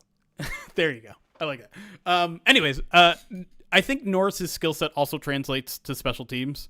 So while I haven't seen, paid a ton of attention to how he's progressing over there, that's a place he can win a roster spot. And so, when you get to, the third quarter, the fourth quarter of this preseason game, he's going to be one of those guys that's still out there that I think you should probably keep your eye on. Yeah, I'm all about that. I mean, they're going to be working through some safety depth. And like you said, I think the special teams aspect is another important note to keep in mind. Ryan, my last guy? Yeah. I mean, he's been the toast of the town, and he's been everybody's favorite defensive lineman to make a break in year 4. Man, Levi Onwuzurike. Is it going to happen? Is this the year? Is this the year that Levi Onwuzurike becomes a thing in Detroit? Sure would be a nice time to do it. Wouldn't that be nice, man? Yeah. And I know he's just been talked about so much that it's one of those things where he made my list because I just want to see it. And it's important that I think you see it when he's out on the field, because that's the one thing that we really haven't seen. Like we know that he's worked his tail off to get back from the back surgery, and to get right from that is a lot different. We talk about it all the time, but like actually training for a season rather than rehabbing in the off season. And those two things are so different. And you think about how important, a back is for any football player, but a defenseman, lineman, especially. And now in training camp, you hear about Levi Onwuzurike. He's not just a, interior defensive lineman. He's a 3-tech. He's getting reps where he's lined up outside the tackle. Okay, well, now you've piqued my interest when it comes to Levi Onwuzurike's comeback. And now we just all want to see it. So I want to see him do some damage in the preseason. It's interesting that you say, like, the only question left is whether he can play football, right? Yeah. The Lions are kind of saying the opposite. They're like, we know the guy can play football. It's always just been a matter of whether he can get and stay on the field. The greatest ability, right? That's right. But man, there's a reason why Brad Holmes wanted to trade up into the first round to get him. Right. And it's been a joy to watch him in the first 2 weeks of training camp. And if for nothing else than just a really good feel-good story, because you don't get a lot of those in the NFL, particularly with players that get injured often and early in their career, because a lot of times that's it. And we were talking about it last year, right? Last year was his last shot. And he managed to stay on the field and not produce that well. And I think we went into the season well, gave it a shot, didn't work out, comes out and starts balling. And I don't know. It would be such a rare story of a guy overcoming an injury earlier in their career and making a career out of it, especially one as devastating as a back injury. So one of the easiest guys to root for too, because he's a infinitely fascinating guy. And I know some reporters are a little annoyed with it, but every day he comes off the field, there's a reporter trying to talk to him, and he's like, "No, man, sorry, I'm locked in right now." I love that. Even though, like, as part of my journalistic duty, part of me is like, "Well, dude, you got to talk to us. Like, we want to tell your story. We want to help you out." He's like, "Nah, I don't want to hear any of that. I don't want to see any of that. I don't want to be hyped up. I'm just locked in right now. Respectfully, leave me alone." I dig it. Yeah. I want to talk about a guy who probably needed to have the biggest training camp, has the most questions about him right now on the defense. And Dan Campbell himself said that he's got to have a big camp. And I can't think of anyone who's had more of a different turnaround than we've had from year 1, where he was electric, to questions around year 2, to what's he going to do year 3, and that's James Houston on the edge. And I don't expect, many reps from, Marcus Davenport on the defensive end in this game coming up here. Plenty of time then to start working James Houston into some edge rush schemes there. But more important than that, showing that he can play, as Dan Campbell pointed out, like, he's got to learn how to play the Sam. Yep. He's got to play it consistently. And that has always been the question about him. And, like, I don't care. Like, he can be very good in those edge rushing packages. I'm sure they have a place to put him on that roster, but I personally would like to see more consistent production out of him at the Sam. Just it's what's going to open up his game further. It's what's going to keep him with a roster spot into the future, and it's what's going to allow him to probably get a lot more playing time, which is kind of what he needs at the end of the day. Again, we're talking about a guy who didn't really touch football that much until he was playing in college. Yeah, it's such a fascinating situation with him because from the outside, it's hard to understand why the Lions don't love this guy, especially for a team that's in desperate need for pass rush and wants to be the aggressor and wants to get after quarterback. Someone has to help Aiden Hutchinson out there. Yeah. Someone has to do it. And there's no question about James Houston's skills as a pass rusher. But the Lions are in the business of creating well-rounded players, and he's not that yet. And they've been working on it for 2.5 years now. Obviously, the ankle injury last year, took away the majority of last season, but they want him to be an edge setter. They want him to be able to drop into coverage. They want him to tap into some of those linebacker skills that Florida couldn't pull out of him. And the crazy things is like there's room for that on this roster. There's room for him to go take that up because like Derek Barnes is fantastic. Don't get me wrong. But I think we think of Derek Barnes primarily for his contributions from special teams, Jeremy. I think towards the end of last year, he was a lot more than that, but yes. Sure. Yeah, he definitely came onto it. But like if you're James Houston, your competition at Sam is Derek Barnes. At the very least, that should be, eminently showable that you can improve to that level to at least be competing with Derek Barnes for that Sam role. It's really interesting too when you mentioned those two guys in the same sentence because I think it was Justin Rogers who talked to, I want to say Barnes, and basically said like those two are trying to use each other to learn off each other because Barnes knows how to be a linebacker, James Houston knows how to be a pass rusher, and they both have to learn how to be the other one. Yeah. And so it's a really fascinating relationship. It's Barnes' job right now, but to me, it's very interesting because I've had Houston on the roster bubble with Matthew Betts, who, also a guy who is they're trying really hard to learn that Sam linebacker role. And first it was that quote that you had on James Houston. It was like, he needs to learn this position, man. Like, we need to be able to trust him at this position. And I'm like, that doesn't sound good for James Houston. And then someone asked him about Matthew Betts, and they're like, we're taking Sam off his plate. He's too slow right now. And it's just like, oh, that's even worse. Yeah. Jesus. Yeah. So it's kind of like a war of attrition right now. Like, which one of these players is going to fall their way into a roster spot? Now, that's probably not a fair characterization of either. I think James Houston is going to win the spot at this point.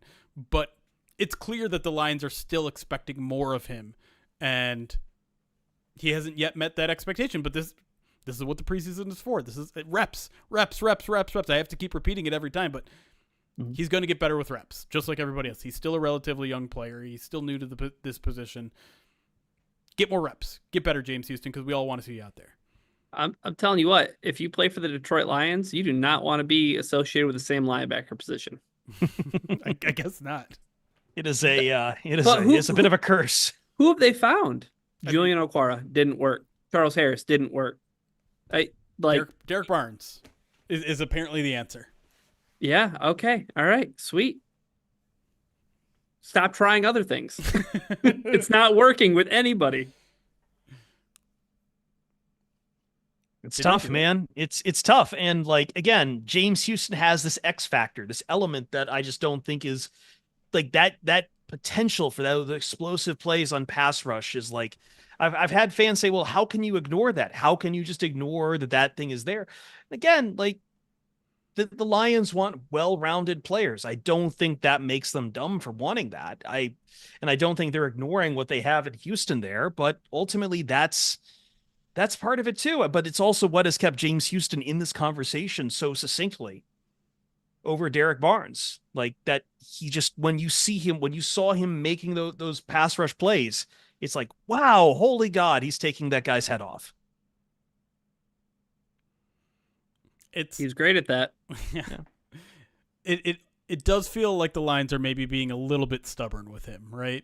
Because the pass rush is so good, but they love their players versatile. It opens up their defensive scheme when they have players that can do so many things, and it makes them so unpredictable, and it makes quarterbacks' heads spin. Yeah. But I mean, listen, if James Houston is playing 10 snaps a game and they're all on 3rd and longs, I'm okay with that. Like, That's just watch fine the too. passer. That's Just fine watch the too. passer. Yeah, that's fine. That's fine. I'd rather get to them on 3rd down, you know? Right. Anyway, I think we did it. We got through everything here.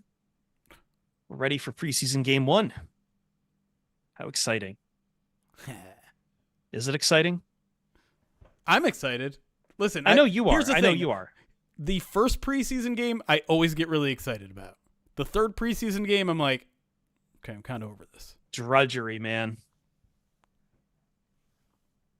Putting both of these. So I think I saw that Golden Tate's going to be on the preseason broadcast for this Giants game too. So it's fantastic. I really hope someone asks him about his disgusting spaghetti combination. It's the answer I've been trying to get Ryan for about 8 years now. Yeah. Who knows? More attention to the Giants legend, Golden Tate. Notre Dame legend, Golden Tate. Golden Tate. Honorary Michigan State marching band member. Marching band member. Also, you're talking about Golden Tate, right? Really, really good at pickleball. To make a second pickleball reference in this podcast. This segment. Was that just this segment? It's a long segment. Well, we did it. We got to pickleball, everybody. I think it's time to get out of here. I'm Chris Perfett, at Chris Perfett on Twitter. You'll find me there, or X, or whatever it's called now. I don't care. I'm gonna keep calling it Twitter. So Mama call it Twitter. I'm gonna call it Twitter. Jeremy Reisman at Detroit on Lion. Ryan Matthews at Ryan_POD. Any final words? Anything we need to get out here before we get out of here, Jeremy? JMO scored 2 touchdowns on Monday. JMO breakout season happening. Rock. As always, we will see you Starside. Recording stopped. All right. We did it. What's up, everybody? We'll hang out one more time for a little bit here. Yep. I do want to show those 2 touchdown catches because the Lions put them on Twitter. What spaghetti sauce? If you go back, I think it was 2016 Burning Issues in PrideToDetroit.com. Look for Chris Perfett, Golden Tate. There is an interview I did with Golden Tate where he admits several things to me. One of those is that his pre-game meal was a heaping load of spaghetti with a mixture of half bolognese sauce, which is a meat sauce, and half pesto. Now, I thought it was grown up Alfredo. with both. No, it was pesto. Oh. Now, I've grown up with pesto. Now, I've grown up with bolognese sauce. I can't imagine mixing the two in my life. But I also can't imagine jumping into the Michigan State band either. Yeah, I think Michael T. Dunn is right. I think it sounds like you can order that at Olive Garden. I wouldn't know. I don't know. What do you mean? A You've shirt been says there. otherwise. I'm not going back. Really quick, let me show you guys the tutties. Share. Whoops. We'll go full screen. What's this, here. screen for ants? Jesus. Little deep shot, wide open, can't cover him. Another deep shot, boom, back of the end zone. We call that the Josh Reynolds, the toe tap in the back of the end zone. What? Wait, is the second one was that red zone? The Yeah. red zone touchdown. I believe Okay. I read that this was maybe the first play of red zone, which is what they did to end practice. So like a 20-yarder. Look at that, boop. Now, it is a young bad Giants secondary that clearly had some communication No issues. sympathies. But No sympathies whatsoever. Wait, We so ain't then what making does that say excuses. about Jared Goff's interception that he threw? it was thrown to a linebacker. That doesn't count. Oh. Oh, what is that? Boop. What was I saying? I don't know. we can answer some quick questions or talk about whatever y'all want to talk about while we get out of here. I do see some questions on YouTube I want to answer real quick. Israel asked, will we see Vaki at running back Thursday? Yeah, absolutely. He'll probably get a lot of work, I would imagine, probably relatively early. What are you smiling about over there? Yeah, just nothing. Now I need to scroll up and see this comment. No, it's fine. Listen to the duck song. Do you guys know what the duck song is? Is that like Gen Z boss in a miniskirt? Oh gosh. Ugh. So I have a great, since you got that reference, I have a great image to share with you about that and financial news, Ryan. Okay, I feel just terrible, sidebar, because I've been doing way too much scrolling on my phone because I'm just so bored waiting for school to start back up. So that's why I know what. Gen Z boss in a mini dress. Yes. Is the duck song like the, hey, got any grapes? You know That that duck song? Yeah, yeah. Is it that? I forgot about that song. Yeah, the lemonade stand one. Okay, it is that one. Okay, I do know that one. Bum, bum, bum. Oh, wow, Chris. Gen Z boss in a mini dress is responsible for the stock market dip. Crashing the S&P 500. Yeah. Charizard asked, is there any chance Jamar Jefferson makes a team? Yes. It's going to be hard, though. And the lines are going to have to be short at other positions. So I fit him in. I fit him in my latest 53 that I haven't posted. It's just part of Bubble Watch. But I have them keeping 4 wide receivers, and I know that doesn't sound smart, and it probably isn't smart. But I'm not seeing a lot of guys separate themselves. I mean, we just talked about it. There hasn't been one standout for the wide receiver 3 job, let alone 2. And so I don't know. Like, I think you could shortchange yourself there, because the problem is it might be easiest and most logical to do it at tight end, like keep 3 tight ends. You could do that. The problem is Ben Johnson comes out the other day and says, "This is the deepest tight end room I've ever seen." And you're like, well, I guess they're going to keep at least 4 of those guys. Mm-hmm. Yeah. So I don't know where that extra roster spot comes in for Jamar, but I would say he is on his way to warranting a spot on an NFL roster. To bridge that conversation, though, the only Brad Holmes draft pick to ever be cut, Jamar Jefferson. Before last year. Chase Lucas. Well, Chase Lucas this year. Yeah. Yes. Sure. Yeah. But James technically got cut too. Okay, whatever. So who cares? Yes, but that was just whatever. Okay, James, you're getting to my point in the chat. I'm getting to my point about James Mitchell. Is he going to be the next Brad Holmes draft pick to get cut? I have him on the outside right now.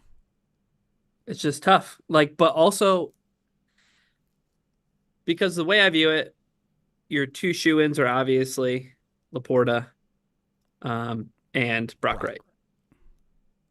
Do you view Zylstra as being more of a, hey, when we want to get a little funky, we can have this guy maybe even line up in the slot because we know that he has wide receiver chops. You know what I mean? Yeah. If you're going to keep a guy who's more of a wide receiver-y guy, and that's a word, are you going to keep Parker or are you going to keep James Mitchell?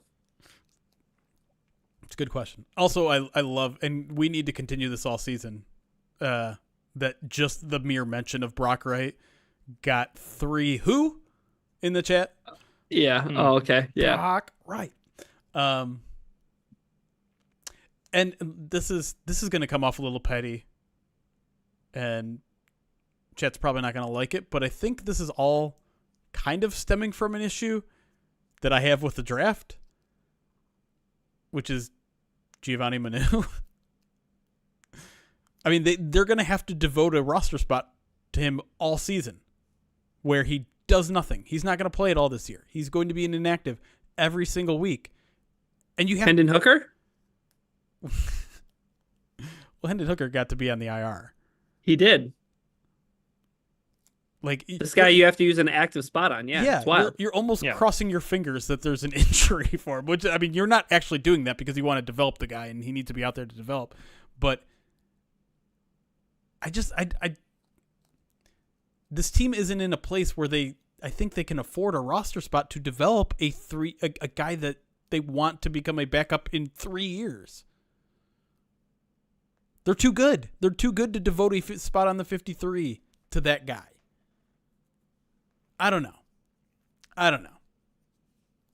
realize I'm being nitpicky, and this is the best Lions roster I've ever seen. I don't want that to be overlooked. To be fair, it's just the problem I'm having right now is I cannot speak to the state of someone like the San Francisco 49ers, whether or not they might have a stash like that.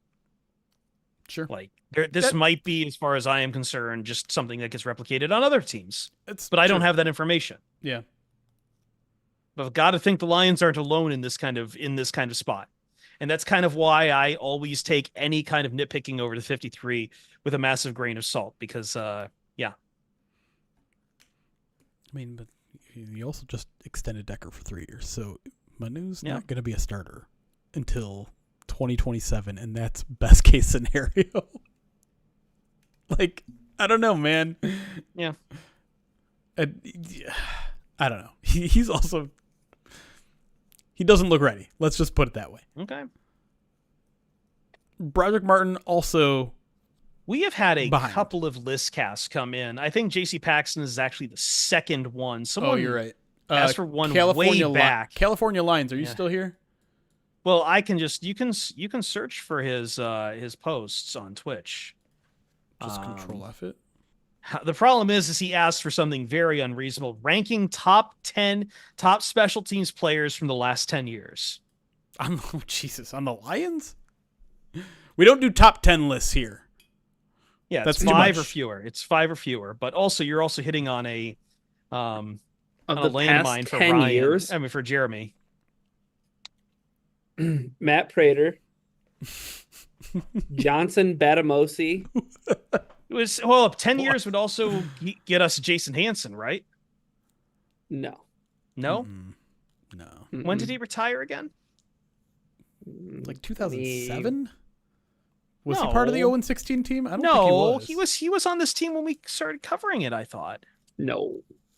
2012 was his last year, 2012. I wasn't that far off. All right. Well, yeah, just 3 seasons.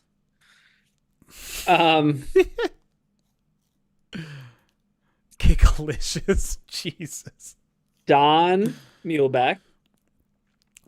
Wow, no punter love. We've had 2 pretty good punters Fox. here.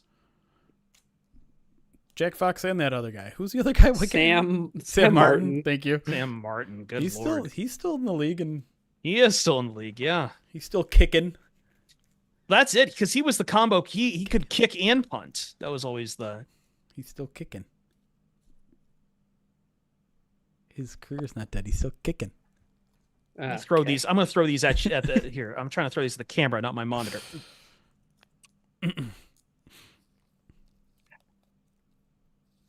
Oh, don't do that to Sam. Did shank it, though. Sam Shank Martin. Blame Jim Caldwell for not going for it. Yeah. I mean, that's true, but he did shank it. Dan Michael Campbell T. Dunn, did you join the conversation late? Mel Gray. It's not 10 years ago. I had a Mel Gray poster when I was a kid. Jamal Agnew. Alex Reno disagrees. They're friends now. Eddie Murray, not in the past 10 years. Right? That dude that fair catched at the 6-yard line on a kickoff? This is getting grim. Can we go over to the other list cast now? This is what happens when you start talking special teams. Jeremy Ross. J.C. Paxton, can you rank the Lions tight ends by their blocking prowess, list cast if necessary? Ooh. California Lions, gotta say, y'all are taking this way more seriously than I expected. That's what happens, man. That's what happens. Listen, I we're wasn't taking it professionals. yeah, and any chance I get to say Johnson Batamosi's name, which is a great name. It is. He was at least a 2 seed, I think, in the tournament back then. Back when I was still doing Somebody name fact bracket. check that. RIP name bracket tournament. Did it happen last year?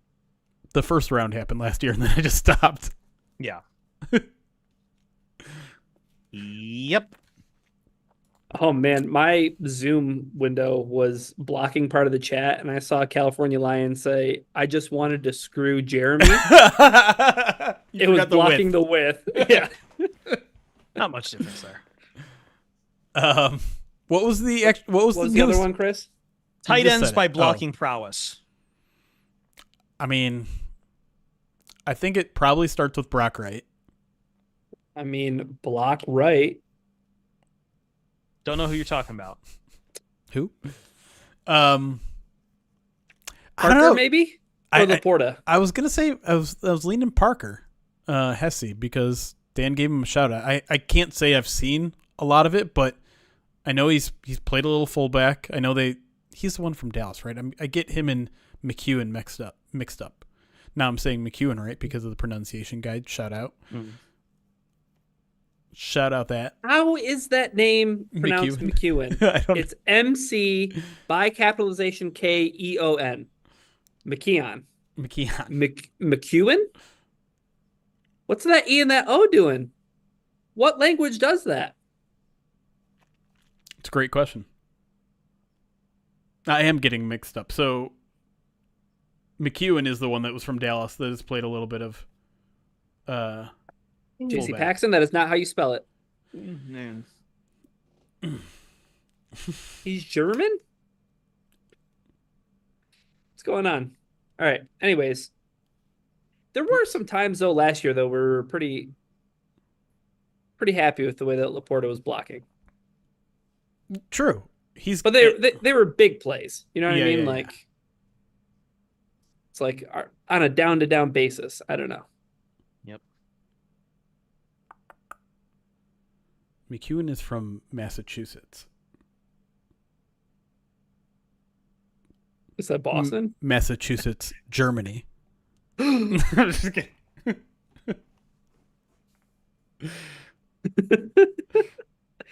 The green monster.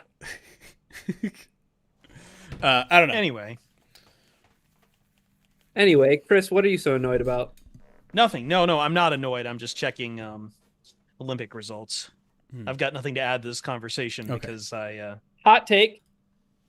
Are we going to get DMCA'd because you were playing the Olympics in the background of our stream in the first realize segment? that. Well, if that happens, it'll happen more to my channel than anything. But I am if they do that, that's insane. Like incidental playing in the background somewhere.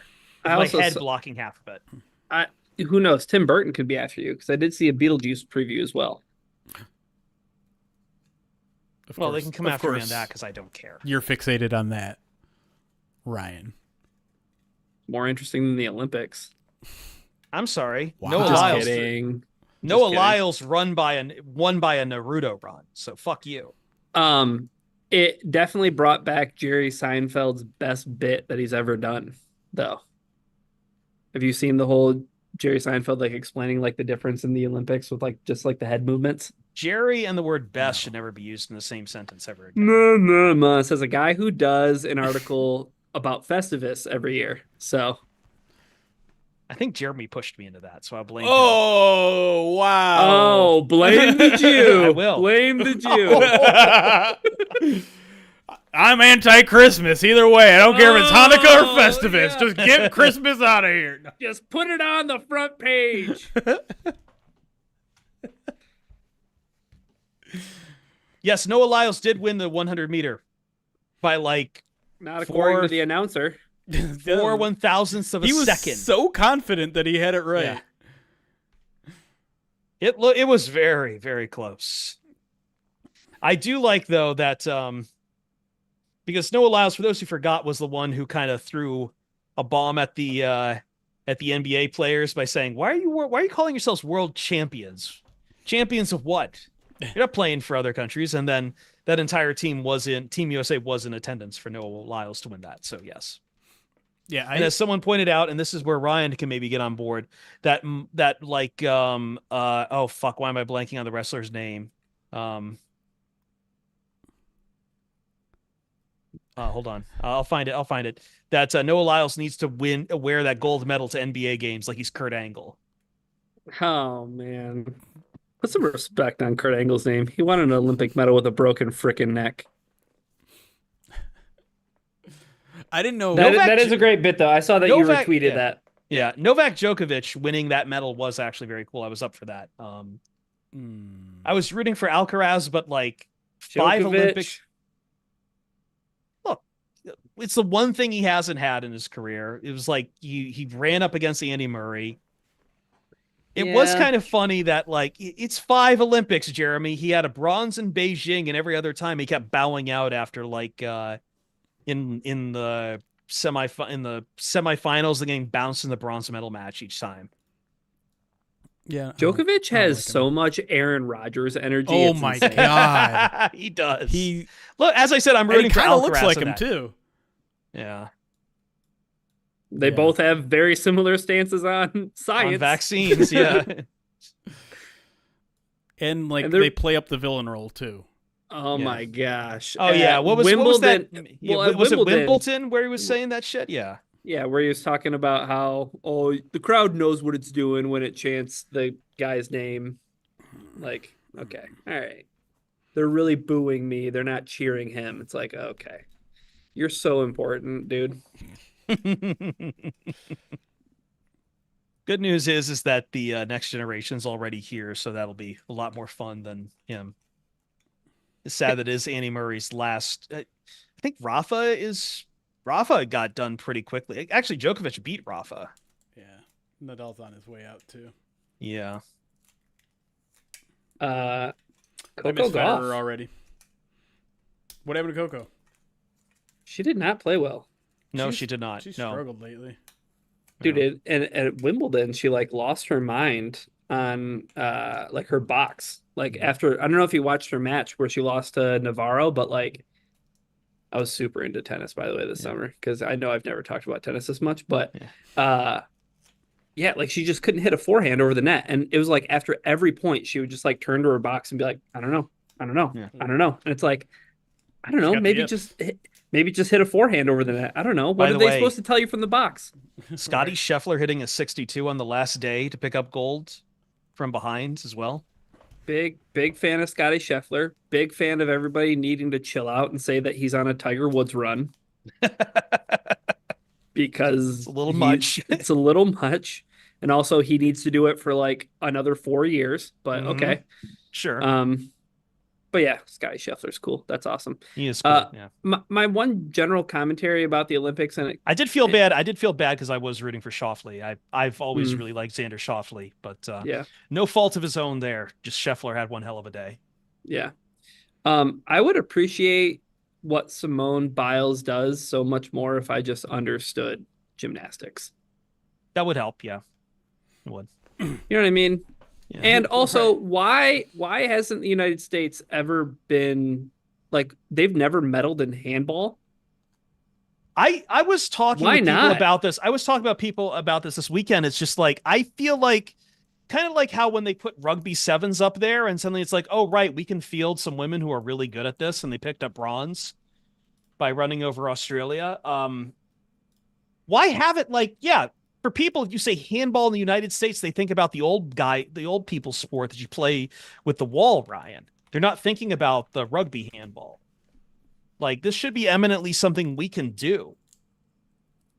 There aren't enough, like, failed mobile college quarterbacks in our country that we can't put together a group of Zach Wilsons who can all throw off platform.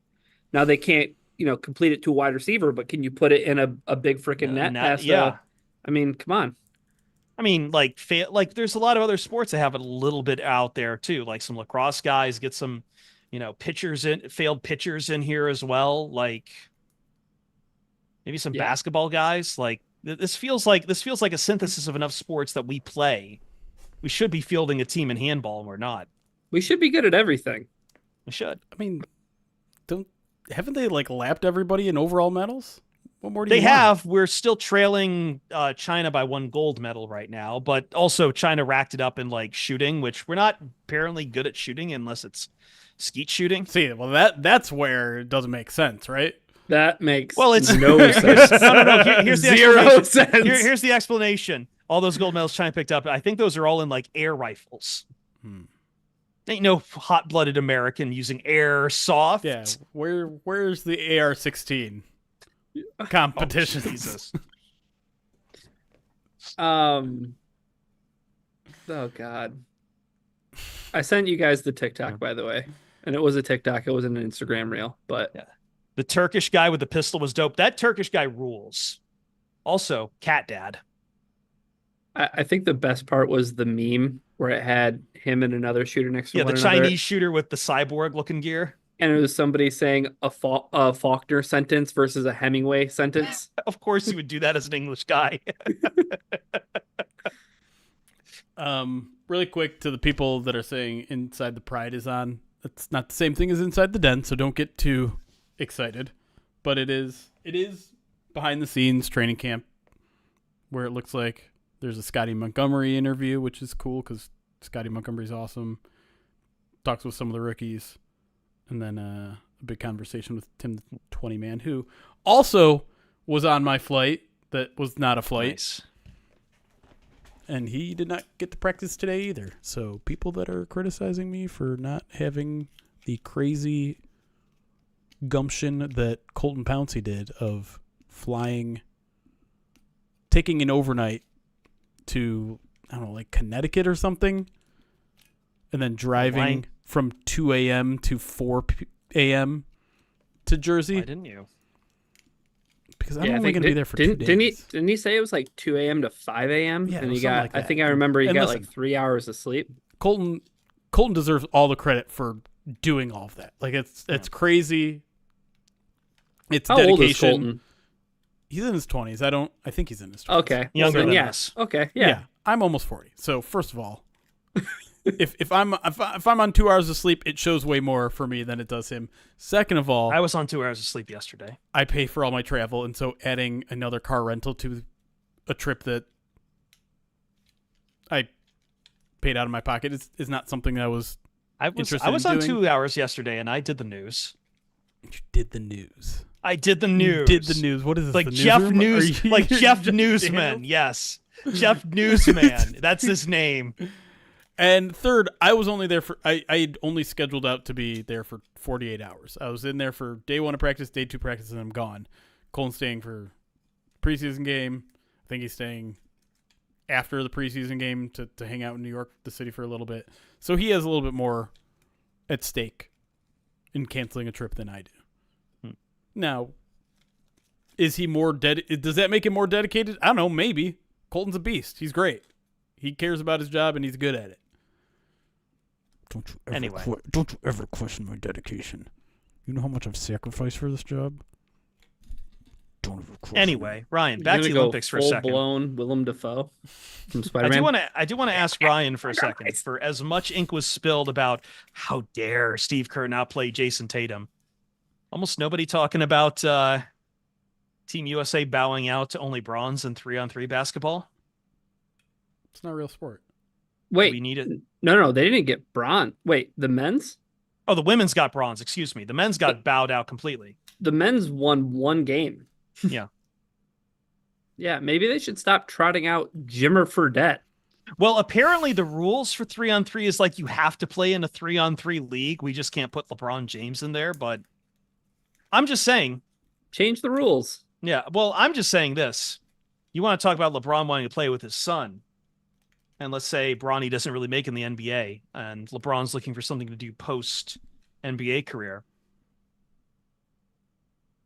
Boom. 3-on-3 in Brisbane, 3-on-3 in LA, Bronny and LeBron.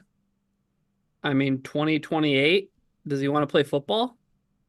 That's the other thing we haven't talked about. I have noticed once again, I think it was on ESPN this weekend, or was it NFL Network, the a flag football competition. NFL's going to keep pushing it. Why does everyone get so mad about the men's basketball team in the Olympics every year? I don't know. And here's the thing. This is also a problem because I'm an Olympics fan. I've been to 2 in my life. I love the Olympics. The last thing I want to see at the Olympics is sports I already deal with every Right. day in my life. So like the idea, like I get that the dream team is cool and part of our mythology, but I am so fucking tired of doing national radio, listening to guys with their crappy opinions about NBA basketball for 7 months. The last thing I want is another month of whether or not Steve Kerr should play Jason Tatum. Yeah. Oh, we didn't beat Algeria by enough. Like, what are we, what? Yeah. What is this? It also does not help that LeBron James is on the team, and this is becoming quickly a statement about LeBron James' legacy on this team and what we did as we started, Ryan, about whether or not this is the greatest collection of talent ever on a Team USA for basketball. It just set up for discourse. I could never cover basketball as so a journalist. Exhausting. Like, it's just exhausting. The fact that like we have to have the GOAT debate every 2 months is the worst thing in the world. Have to. Can't not have it. Right. Have to talk about who's the greatest basketball player. Yeah. Like, I think it was sorry, real quick. So it was kind of a semi-related discussion, but it was Pablo Torre talking to somebody on his podcast about like the middle class of players. I think they were talking specifically like in football, but like the middle class in like professional sports athletes anymore are like a dying breed because everybody's about min-maxing everything, right? So it's like either you're Brock Purdy and you're really good because you're not getting paid a lot, but then as soon as you start getting paid a lot, well, you're not good anymore. And it's like you can't be just good enough to be middle of the road. Like like in the perception of everybody, right? You either have to be the GOAT or you have to be a bum. Like there's no in between, which is exhausting. Like, look what we did with Kevin Durant for so long. In that game against Serbia, he reminds everyone, is like, oh, right, Kevin Durant is one of the greatest players of all time. Yeah. Basketball's, I mean, all sports though, like I'm so done. Like I remember as a kid just being like enamored with like, oh man, like football legends and like learning about them and learning about the legend, like just learning about the history of the game and the greats from before. And it's like, how can I even compare what they did versus what they're doing now in the NFL, right? Like we just talked about how Carson Wentz has 13 less career passing touchdowns than Troy Aikman. And I think the thing because trust me, Chris, like my dad has talked to me at least 2 times a week about how much better the dream team is than the team that's on his television. Here's the thing too. When I see, this is the point I'm making, is that the dream team, when they played the other teams in the Olympics, there were 9 NBA players that they played. Like the team that Team USA is playing now, there's 61 other NBA players in the Olympics. Yeah. And it's like the globalization of the sport. And it's like, you can't compare the dream team to like this team because the games are completely different. Very different. Like what, I don't think this team in 2024 could go back and play by 1992 rules and win a game against the dream team. But if the dream team came and tried to play a game in today's modern basketball, like who's stepping out and guarding the bigs who can shoot? Like Karl Malone? Yeah, and FIBA rules definitely have some stuff to work in here too. Like they take Joel Embiid and like he's not good out there because his entire game of trying to draw the foul is not something you can do in Olympic basketball rules. Yeah, I ultimately, like the big thing is that basketball is the only one of our big sports where I feel like so much of its myth on a world stage is tied up in the Olympics. Football's never been part of the Olympics. Baseball always had a sordid past, has had trouble staying in the Olympics. They brought it back for Japan, but after that, it's been gone just because it's hard to get people out there. And, it's not like the Major League Baseball is taking a break in the middle of the summer for an Olympic break.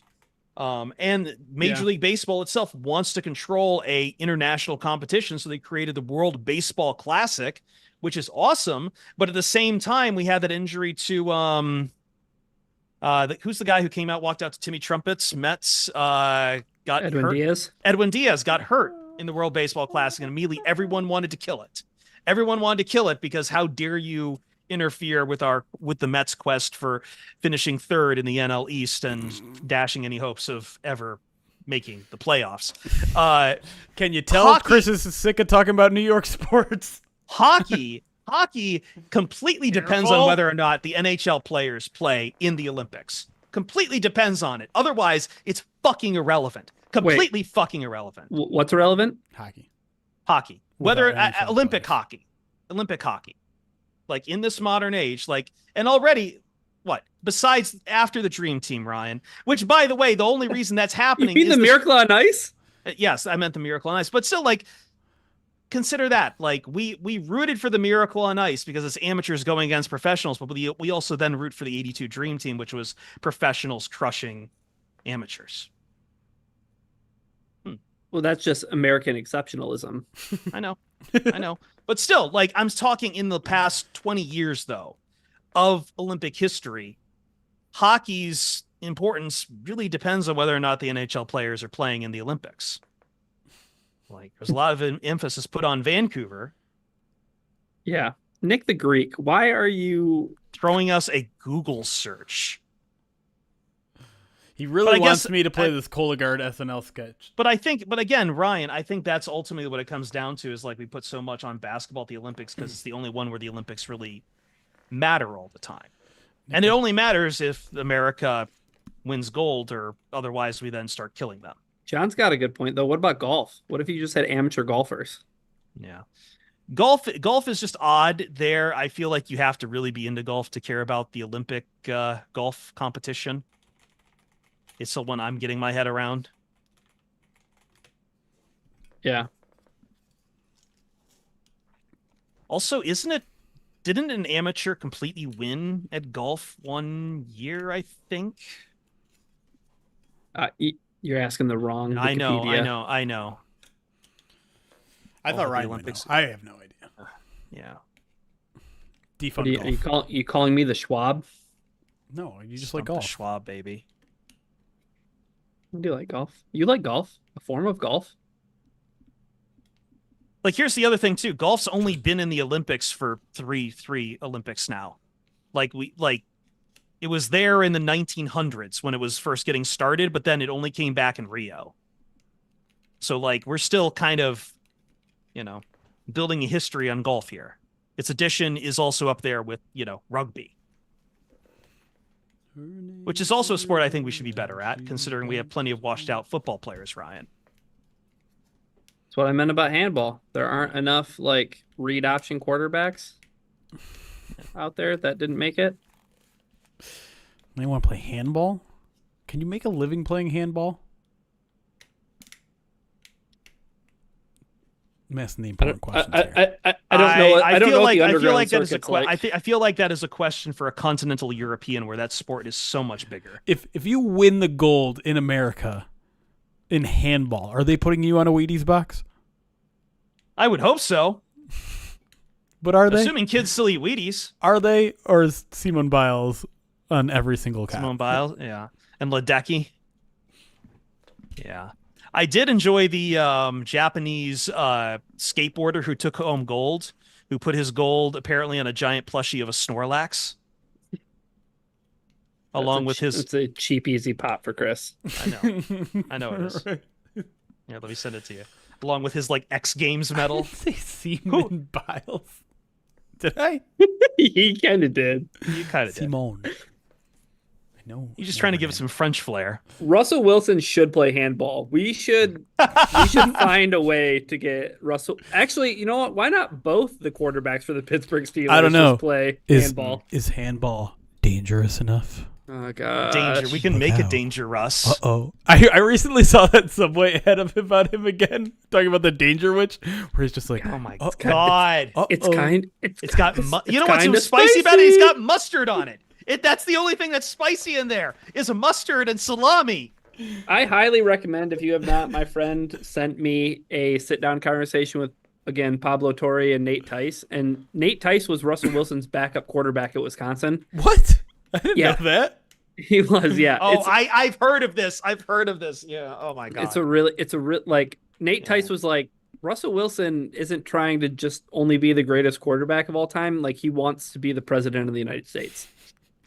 Like, and he means that in like earnest, just like the way that he handles himself. Now, like to be fair, if a quarterback tried to run for president of the United States, he could probably, considering our landscape, like this is always a thing. Like I remember having this conversation of like, could you imagine if Nick Saban ran for president as like the Democratic Party nominee? He's probably making this map look like the Reagan McGovern map.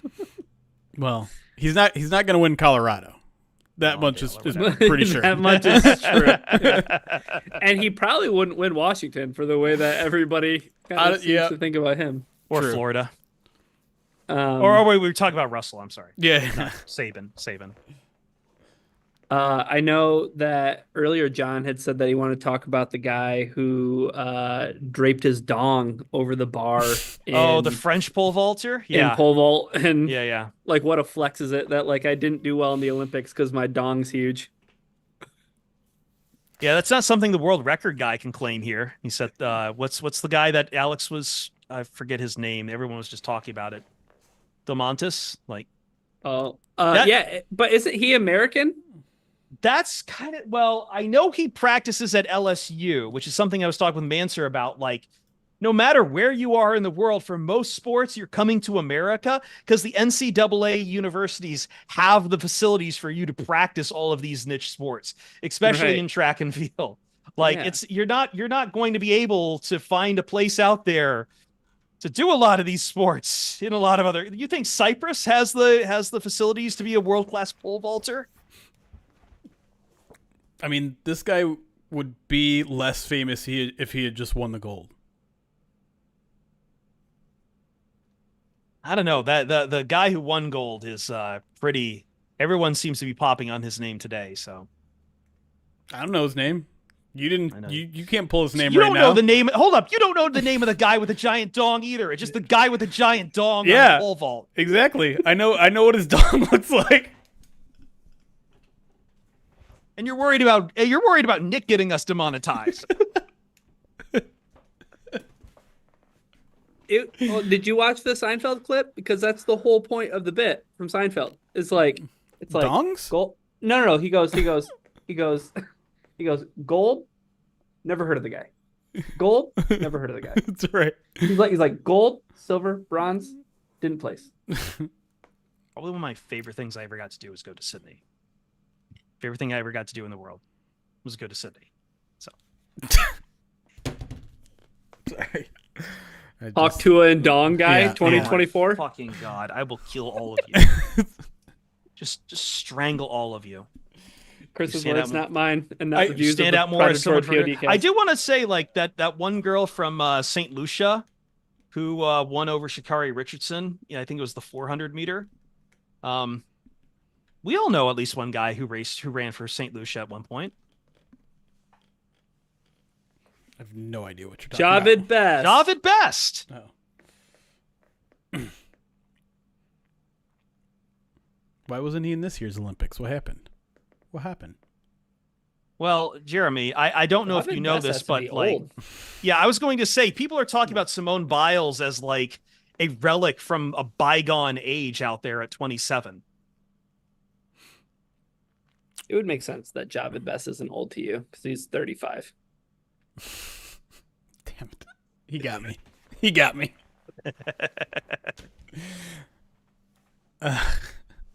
But also, if Javid Best is old, I'm like 2 years away from being old. Right? We're all around the Javid Best line. We're all circling the drain here. I'm definitely past the age that I would ever keep anybody on any of my Madden or NBA franchises that I played on when I was a kid. Like you hit 31 and like you were getting traded. Cut him. Yeah, that was the great tweet I saw around the Simone Biles things is like, you know, me at 35, I've got the rest of my life ahead of me. Here's the and then the guy's like, here's the oldest Olympian here. He's here at 26. It's a miracle he's even standing here. Phenomenal, really. That's good. All right, let me thank some people because we have some long overdue Twitter or Twitch activity feed here to read, and then probably wrap things up here pretty soon. Nick the Giga 100-bit says Jeremy was recognized from his cameo on Mad Men. Not true. Honolulu Blue and Co. followed and then subscribed using their Prime Gaming, which it's a great reminder. If you want to support the POD cast, but you don't have the monetary means to do it, but you are simultaneously also an Amazon Prime member, you can come over here to Twitch, create a free Twitch account, link it to that Amazon Prime account, and they allow you to subscribe to one Twitch stream per month for free. You get the same benefits as any other kind of subscription. We get the same benefits as any other kind of subscription. Doesn't cost you a thing. It's free. Go do it. If you're on YouTube right now, go do it. You don't have to stay on Twitch. Just subscribe to us over on Twitch and then get back out. It's easy. Simple. And it's free. That mentions free? It's free. So easy, even I can't figure it out. That's right. You can figure it out. Just don't do it on mobile. It's complicated on mobile. I don't even know if you can do it on mobile. Pull up your laptop. Charizard Broner, thank you for gifting out a sub on Twitch. Loveline69, 14 months says, in nothing but my golf jersey, rock hard and ready to roll. Let's have a season, boys. Wow. There is a lot of penis talk in this break. Lots of dong talk. I'm going to take some responsibility for it by talking about condoms in the first segment. You did set the tone. You set the bone tone. Okay, all right. Nick Therick, another 100-bit, says Matt Patricia has been missing for 3 months. His family petitioned to have his photo put on a milk carton, but the photo was rejected for looking too much like a Highlands cattle. They got his photo on 32-ounce tubs of his favorite nacho cheese instead. Yikes. Thanks, What Nick. is this link? What is this Twitter link?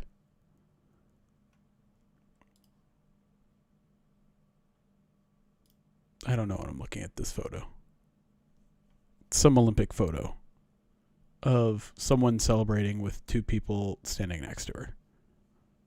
What is this, Erwin? I don't want to know. The photo of Paris 2024 Medina, I'm sorry, no further.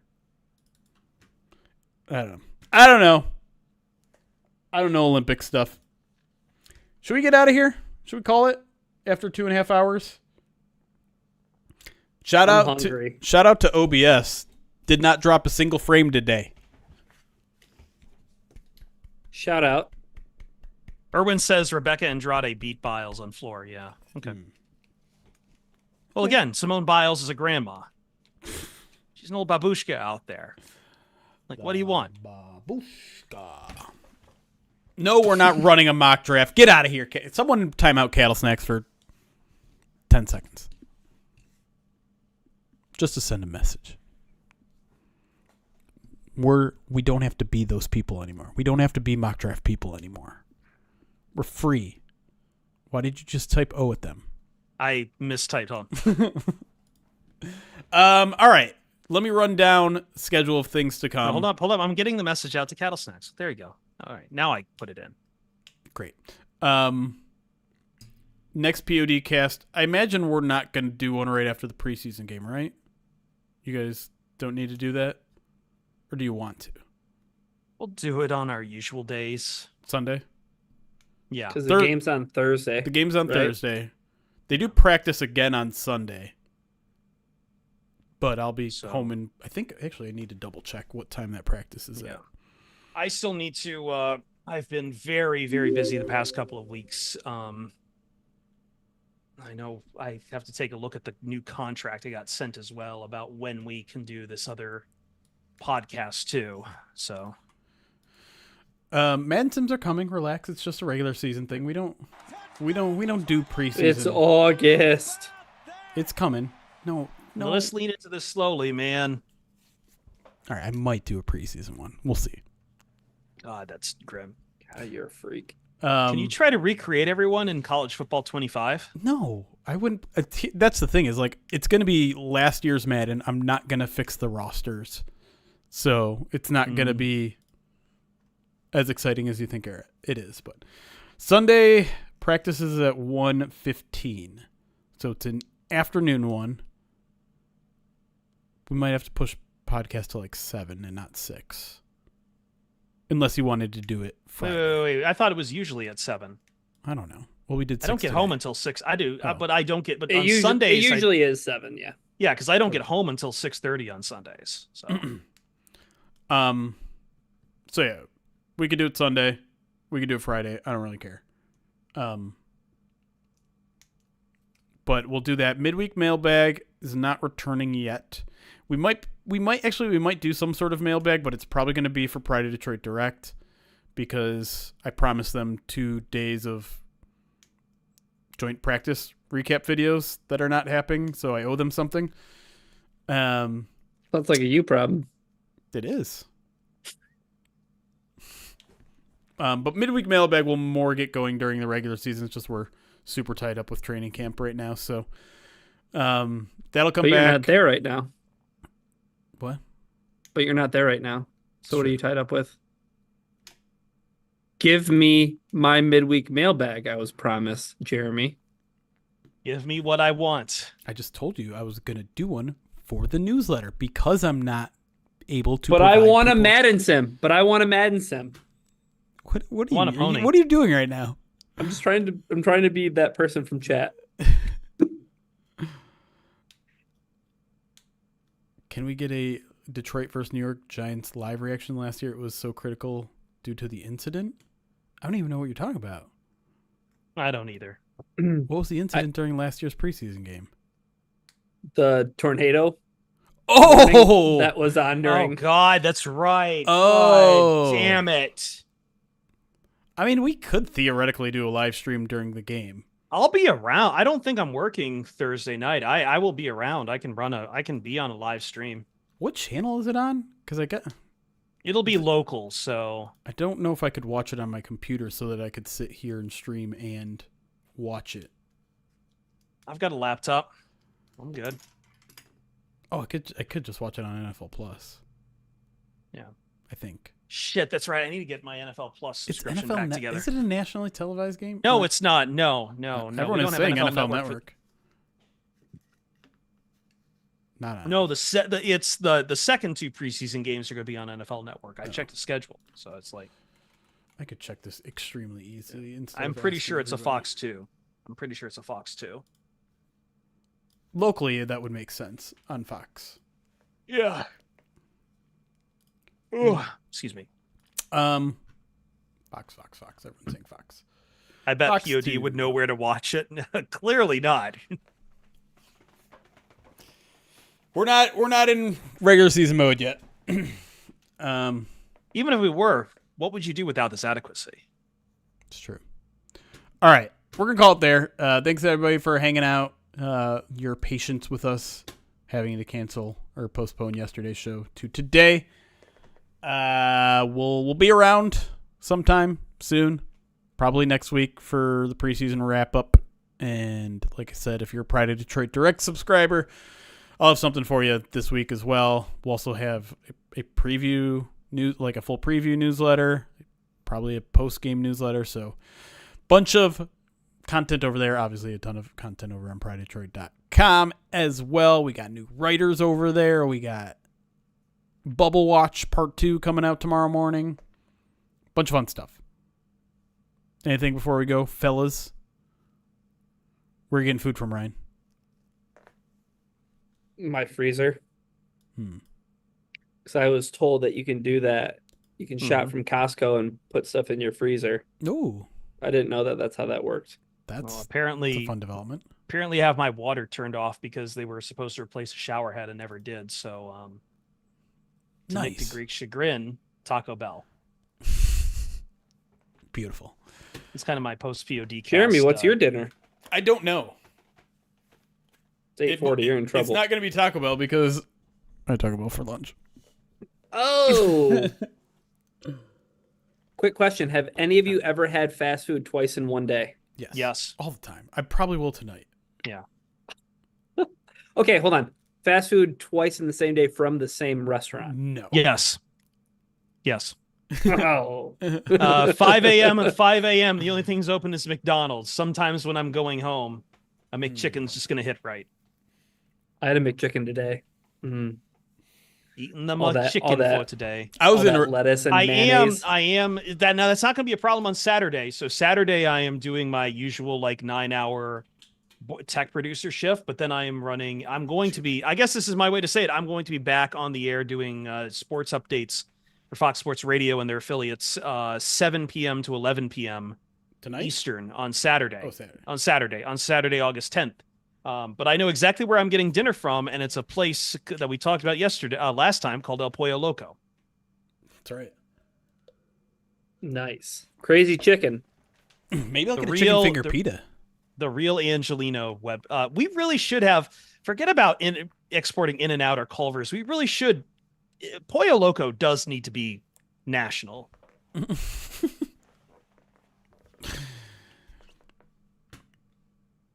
Why does U.S. McDonald's not have snack wraps? I don't know, man. It sucks that they don't have snack wraps. Remember when Burger King like 3 They months tried ago was them and they like, sucked. "We're gonna do it. We're gonna take that. We're gonna Yeah. take the mantle. Don't worry, McDonald's. We got this." Here's the reason why it sucks, because it's not shredded lettuce and there's no shredded cheese in them. Your sauce sucks. It's not a nice crispy crunchy, like it is a flat uncrunchy piece of chicken in there, and you're charging fucking $4 for one.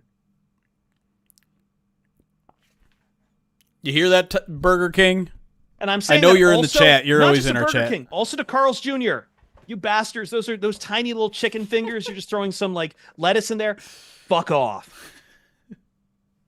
Arby's, you actually did okay on that, but still, you're charging way too much for one.